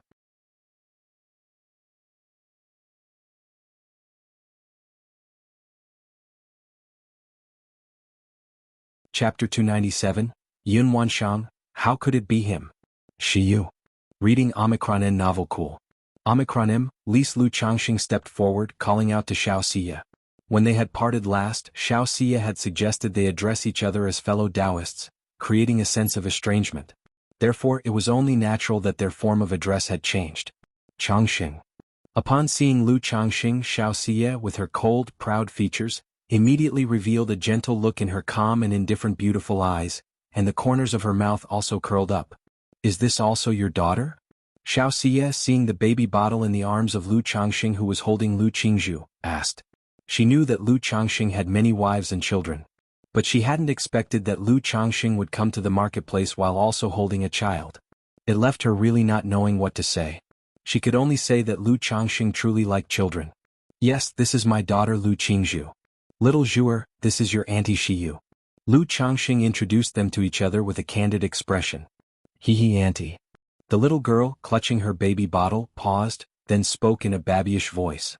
In Qingzhu Mountain with so many lady mothers she had learned to call out a bit. But her pronunciation was still not clear. Ah, what a cutie.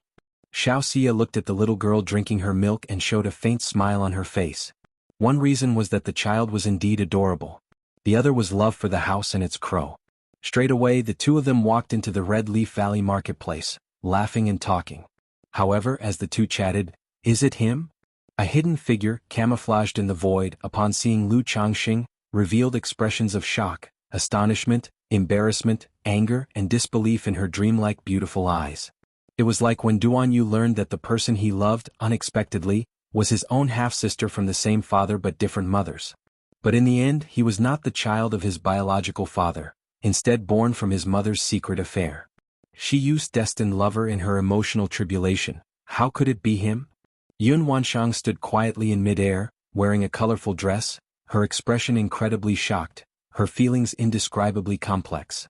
Her heart felt as if a bottle of mixed emotions had been overturned.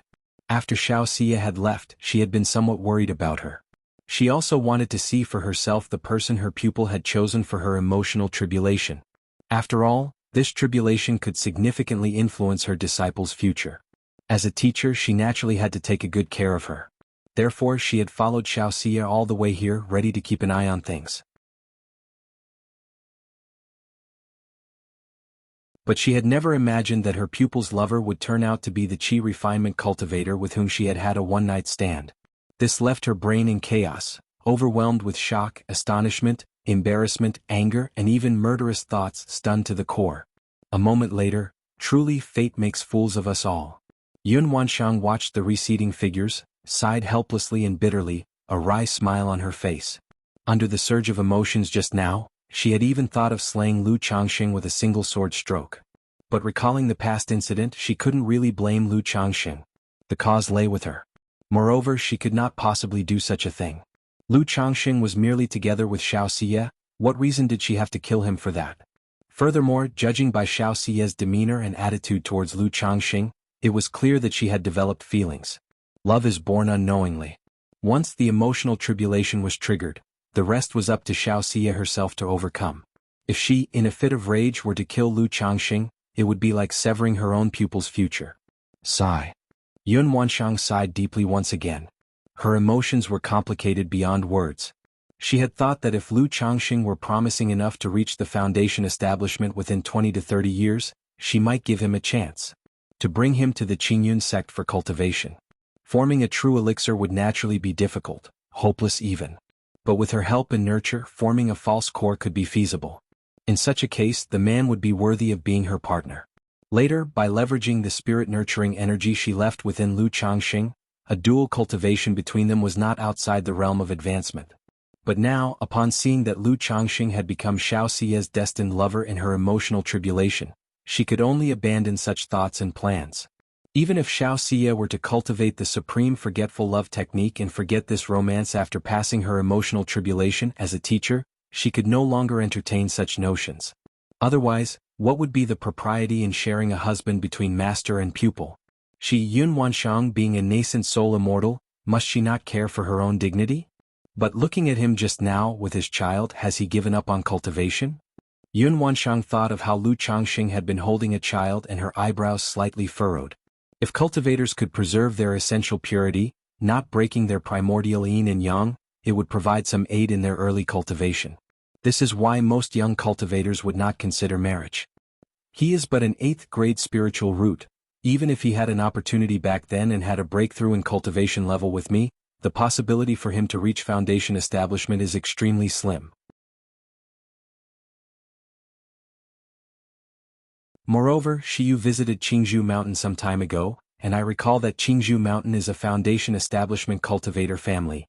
If this child belongs to that family with mediocre talent, Indeed, he can only marry and live out a peaceful life. Yun Wanshang muttered to herself. Seeing that Lu Changxing already had a wife and child, she didn't know why, but she felt a pang of disappointment, displeasure. Humph, already married with children yet still so close with Shiyu.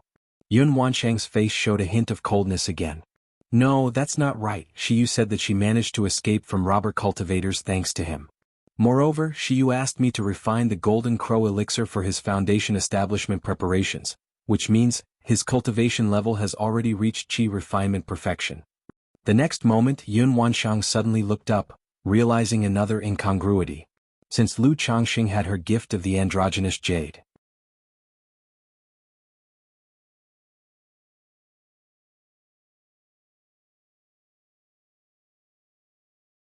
Chapter 298, Yun Wanshang, how could it be him? So just now, she hadn't paid attention to Lu Changxing's cultivation level. Reading Omicron and novel cool. Omicron, lease also because various emotions pervaded her heart and assailed her mind, she forgot about it for the time being. Now that she thought of it, a few traces of surprise and doubt appeared in her heart. Watching the almost departing pair, she quickly followed. Then she looked toward Lu Changxing, her eyes shining brightly, as if starry rivers flowed within them, suffused with the light of dawn. 9th level energy refinement.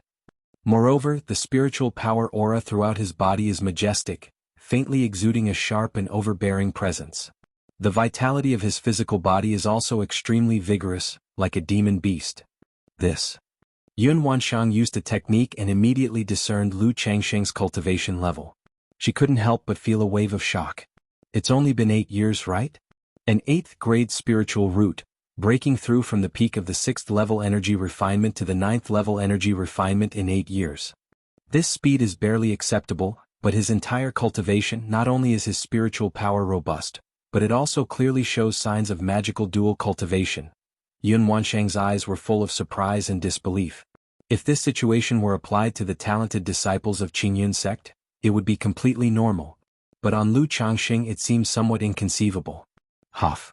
Yun Wanshang watched Lu Changxing, making sure she wasn't mistaken, before exhaling deeply.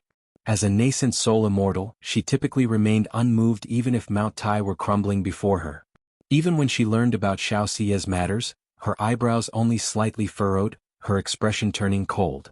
But today, having seen Lu Changxing, her expression changed dramatically twice in a short period, stirring thousands of waves in her heart.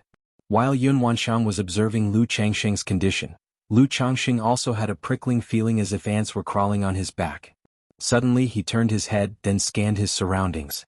But there were only a few pedestrians scattered around. Nothing was amiss. However, Lu Changxing trusted his intuition. He knew that this faint feeling, akin to thorns pricking at his back, must be due to someone observing him. Otherwise, without reason, he would not have this sensation. Could it be the patriarch of the Yu family? Because of the previous incident involving the third young master of the Yu family, Lu Changxing couldn't help but suspect the Yu family. He remembered that the patriarch of the Yu family was currently stationed within the marketplace. But he felt that was unlikely. Why would the other party observe him for no reason? Moreover, he had been in the Red Leaf Valley market for quite some time. If the patriarch really wanted to observe him, he would have done so already, not wait until now. He then looked at Xiaoxia, wondering if someone had set their sights on Xiaoxia again. Changxing, what's wrong? Xiaoxia also noticed that Lu Changxing seemed out of sorts and inquired. I just had a faint feeling that someone is secretly observing me. Shiyu, did you encounter anything on the way here? Lu Changxing stopped looking around, maintained his composure, and spoke through a voice transmission. Changxing, are you saying someone is following me? I haven't noticed anything unusual on my way here. Upon hearing this, Xiaoxia quickly grasped the meaning behind Lu Changxing's words and became alert, scanning her surroundings. Is that so? Lu Changxing took a deep breath. He knew that Xiaoxia practiced the supreme forgetful love technique. In terms of spiritual sense, she was even more sensitive than himself. Since Xiaoxia hadn't noticed anything unusual, it suggested that the person was unrelated to Xiaoxia, or perhaps the observer's cultivation level was so profound that Xiaoxia didn't perceive it at all during her journey. Changxing, let's meet up later. At that moment, Xiaoxia paused as if she'd come to a realization, pursed her lips and spoke. She then headed towards the direction of the market's exit. Oh. Lu Changxing saw Xianxia suddenly leave and was uncertain of her meaning, but quickly guessed that Xianxia must have realized something. "All right, I will also take the child back." Lu Changxing nodded in acknowledgement and spoke aloud. He prepared to send his daughter home first to have Lu Miaoge look after her, for it would be inconvenient to handle any unexpected events while holding the child. Quite sharp and vigilant. It seems Shiyu has also guessed it's me. Hidden at the side of the street, Yun Wanshang, with her figure concealed, watched the two separate, her expression returning to calm. She knew her actions had made Lu Changxing wary, causing Xianxia to guess that the person watching them covertly was herself. "Shiyu, it's your master." To avoid causing her disciple any fear, Yun Wanshang didn't hide it and directly transmitted her voice to her disciple. "Master, why have you come?" Xianxia, hearing her master's voice, also let out a sigh of relief and spoke softly, almost as if talking to herself. But Yun Wanshang could clearly hear her voice. She spoke frankly, "Your earlier adventures led you into danger, and the matter of the trial by love is of great importance. Am concerned about you, hence I came to have a look." "Thank you, master." Xianxia nodded gently, understanding her master's deep concern. "Find a place, your master has questions for you." Yun Wanshang continued to communicate telepathically. "Yes, master."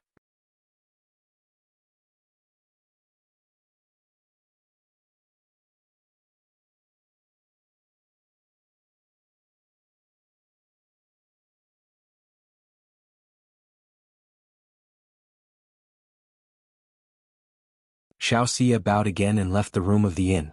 "Sigh, fate really toys with us," muttered Yun Wanshang to herself after Xianxia had gone, the room now left with only her. She sighed deeply again. Her heart was a mixture of emotions and she couldn't completely settle down. However, this Lu Changxing, a mere farmer's son, was rejected in the Qingyun sect's entrance examination, became a son-in-law in a foundation establishment family, and within just over 10 years he has grown to this extent. It seems he too has had great fortune and a formidable destiny, Yun Wanshang mused, her gaze casting towards the direction of the Lu family's spiritual talisman shop, her expression calm. She had been surprised by Lu Changxing's level of cultivation when she saw it. She had regarded Lu Changxing as nothing more than a cultivator with an 8th grade spiritual root. Now, having understood more about Lu Changxing through Xianxia, she adapted her thinking, feeling it made sense. After all, as a nascent soul immortal, her vision was naturally higher than that of ordinary people.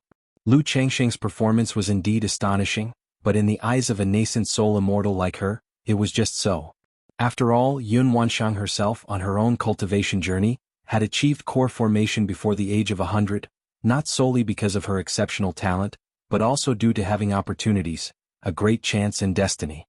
To think that in the mysterious workings of fate I chose him, must have been due to some amount of destiny, but alas, fate makes fools of us all, Yun Wanshang sighed softly. For some unknown reason, she felt a hollow restlessness within her heart. She then turned into a rainbow light and disappeared from the inn. Shiyu, Lu Changxing sent his daughter back to the spiritual talisman shop, leaving her in Lu Miage's care, and then he returned to the crossroads. Soon after he saw Xianxia coming out of an inn. "Changxing," Xianxia upon seeing Lu Changxing quickly approached him. Then she spoke up to explain, "The one who was watching you just now was my master. She was worried about me, so she also came down the mountain." Xianxia said, "Your master?" Lu Changxing was startled when he heard this. He knew that Xiaoxia's master was a nascent soul immortal from the Qingyun sect. He hadn't expected that this nascent soul immortal would actually accompany Xiaoxia down the mountain, and that she had been secretly observing him. This sent a shiver down his spine. After all, if a nascent soul immortal took a dislike to him, he would have no hope of escape. "Did your master leave any instructions?" Lu Changxing cautiously asked. He was unsure what this nascent soul immortal's attitude toward him might be. After all, the current situation between him and Xiaoxia might be displeasing to a master. "Don't worry, my master was just concerned about me and came to see for herself."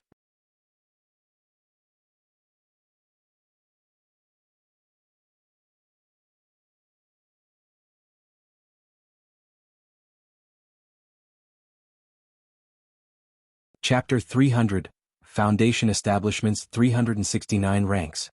He still clearly remembered the first time he had met the Lu family ancestor. His heart was in a flutter. Reading Omicron novel cool. Omicron, Lis Changxing, is there a second-order cave mansion available for rent in the marketplace?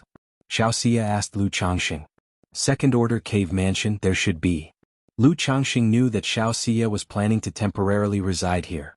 He had a second-order cave mansion before, but since he didn't live here much and when he did it was with Lu Miaoge, so he rented the mansion to Gao He. However, if Xianxia needed one he could still rent a mansion from the Lu family currently.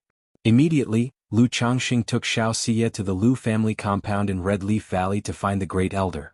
Nowadays, the Great Elder of the Lu family presided over the Red Leaf Valley market.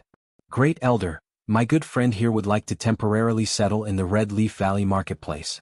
I wonder if our family still has a spare second-order cave mansion for rent. Upon meeting the Great Elder, Lu Changxing greeted him with a clasped fist and bow.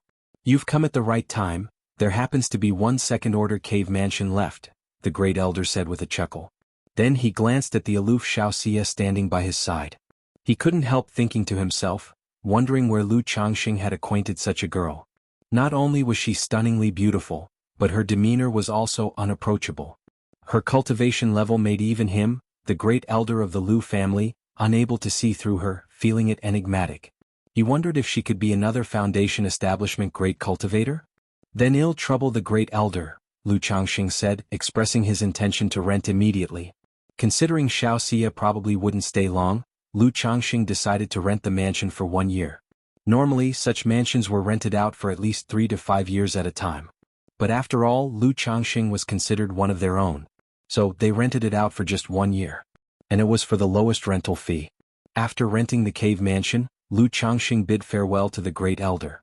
With a token in hand, he led Xianxia to the cave mansion area in the Red Leaf Valley market. This mansion was just like the one Lu Changxing had rented to Gao He. Merely 100 square meters, it was spacious and neat. The mansion was endowed with formations and restrictions, making it very quiet. Now, with a single man and a single woman sharing the same room, Lu Changxing didn't pretend to be a paragon of virtue. Shiyu, after not seeing each other for so long, let me see if your cultivation has fallen behind.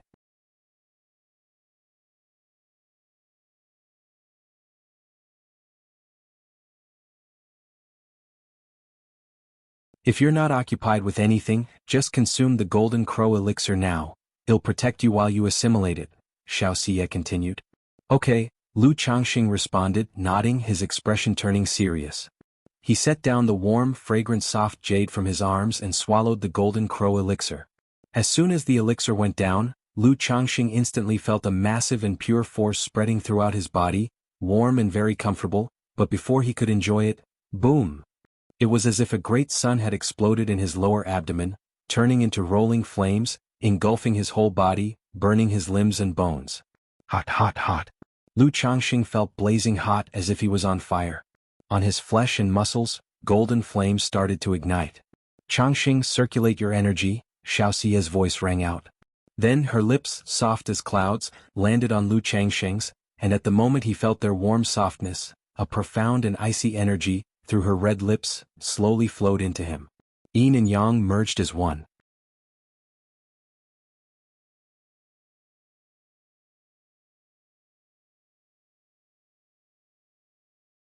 Chapter 301. The 369 Ranks of Foundation Establishment. Under the washing of this cool spiritual power, the violent and scorching medicinal force within Lu Changxing gradually smoothed out. Reading Omicron and Novel Cool. Omicronim. It also made the intense pain from his burning flesh and blood disappear by a large extent. At this moment, Lu Changxing wasn't distracted by the fairy's fragrant lips. Instead, he began to perform the 7 luminaries' great freedom sword scripture. He swiftly refined the huge and pure medicinal strength of the Golden Crow elixir. He could see the scorching medicinal force of the Golden Crow elixir, under the influence of Xiaoxia's cool spiritual energy, slowly transform into a firebird resembling a golden crow, leisurely wandering through his limbs and meridians. During this process, Lu Changxing not only felt his cultivation level crazily increase. His flesh and blood, meridians and inner organs were also being washed and condensed. If it hadn't been for his cultivation of the 100 refinements treasure body art, with his flesh having withstood thousands of trials, the effect of this force on his physical body would have been even more remarkable. Just like that, time ticked away bit by bit. Half a month passed. Lu Changxing opened his eyes. His eyes were bright and spirited, his body felt unprecedentedly comfortable. He exhaled a breath of stale air. looking inward at his chi ocean core. The seven-colored Dan Lake surged like an ocean, its aura robust. At this moment, his cultivation had reached the pinnacle of chi refinement. With just a few more months of polishing his spiritual power, ensuring it was well-rounded to his satisfaction, he could then prepare for the foundation establishment. The speed. Lu Changxing also found the speed of his increasing cultivation level to be shocking. After all, according to his own forecast, even with the assistance of elixir medicines, reaching chi refinement perfection would still take 3 to 5 years. But now, after just a short while, his spiritual power had already achieved chi refinement perfection. This made him realize even more the extraordinariness of that Golden Crow elixir. Not just the Golden Crow elixir, but also the spiritual energy that Xianxia had transferred into his body. Why is this thing still here? Lu Changxing noticed a small golden crow slowly moving within his seven-colored Dan Lake. It was the fiery bird that had roamed through his meridians during the refinement of the Golden Crow elixir. Changxing, you're awake. Xianxia, looking at Lu Changxing waking up, revealed a faint, gentle smile. Perhaps due to transferring too much spiritual energy to Lu Changxing, she looked slightly pale. Xiu, you've worked hard.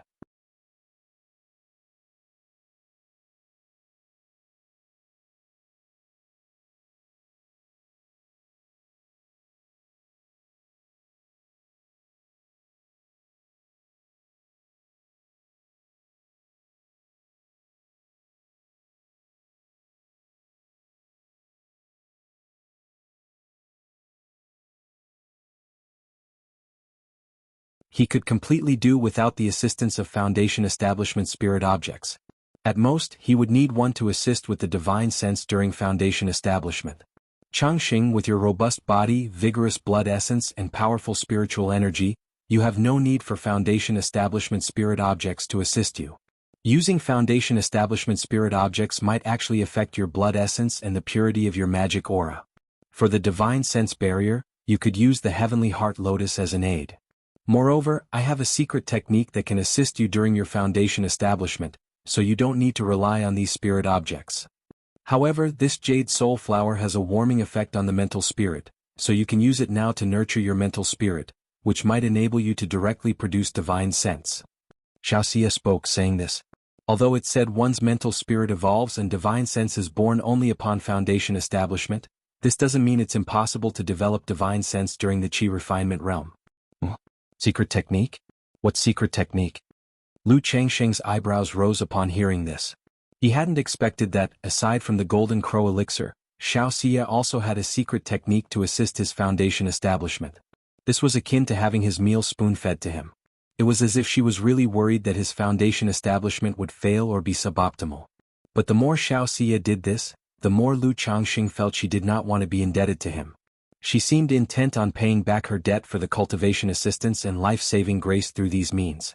You'll know when the time comes. Xianxia pursed her lips and didn't reveal the technique. After all, she was aware that the method wasn't really a secret technique. Lu Changxing, hearing this, did not fixate on the secret technique any further.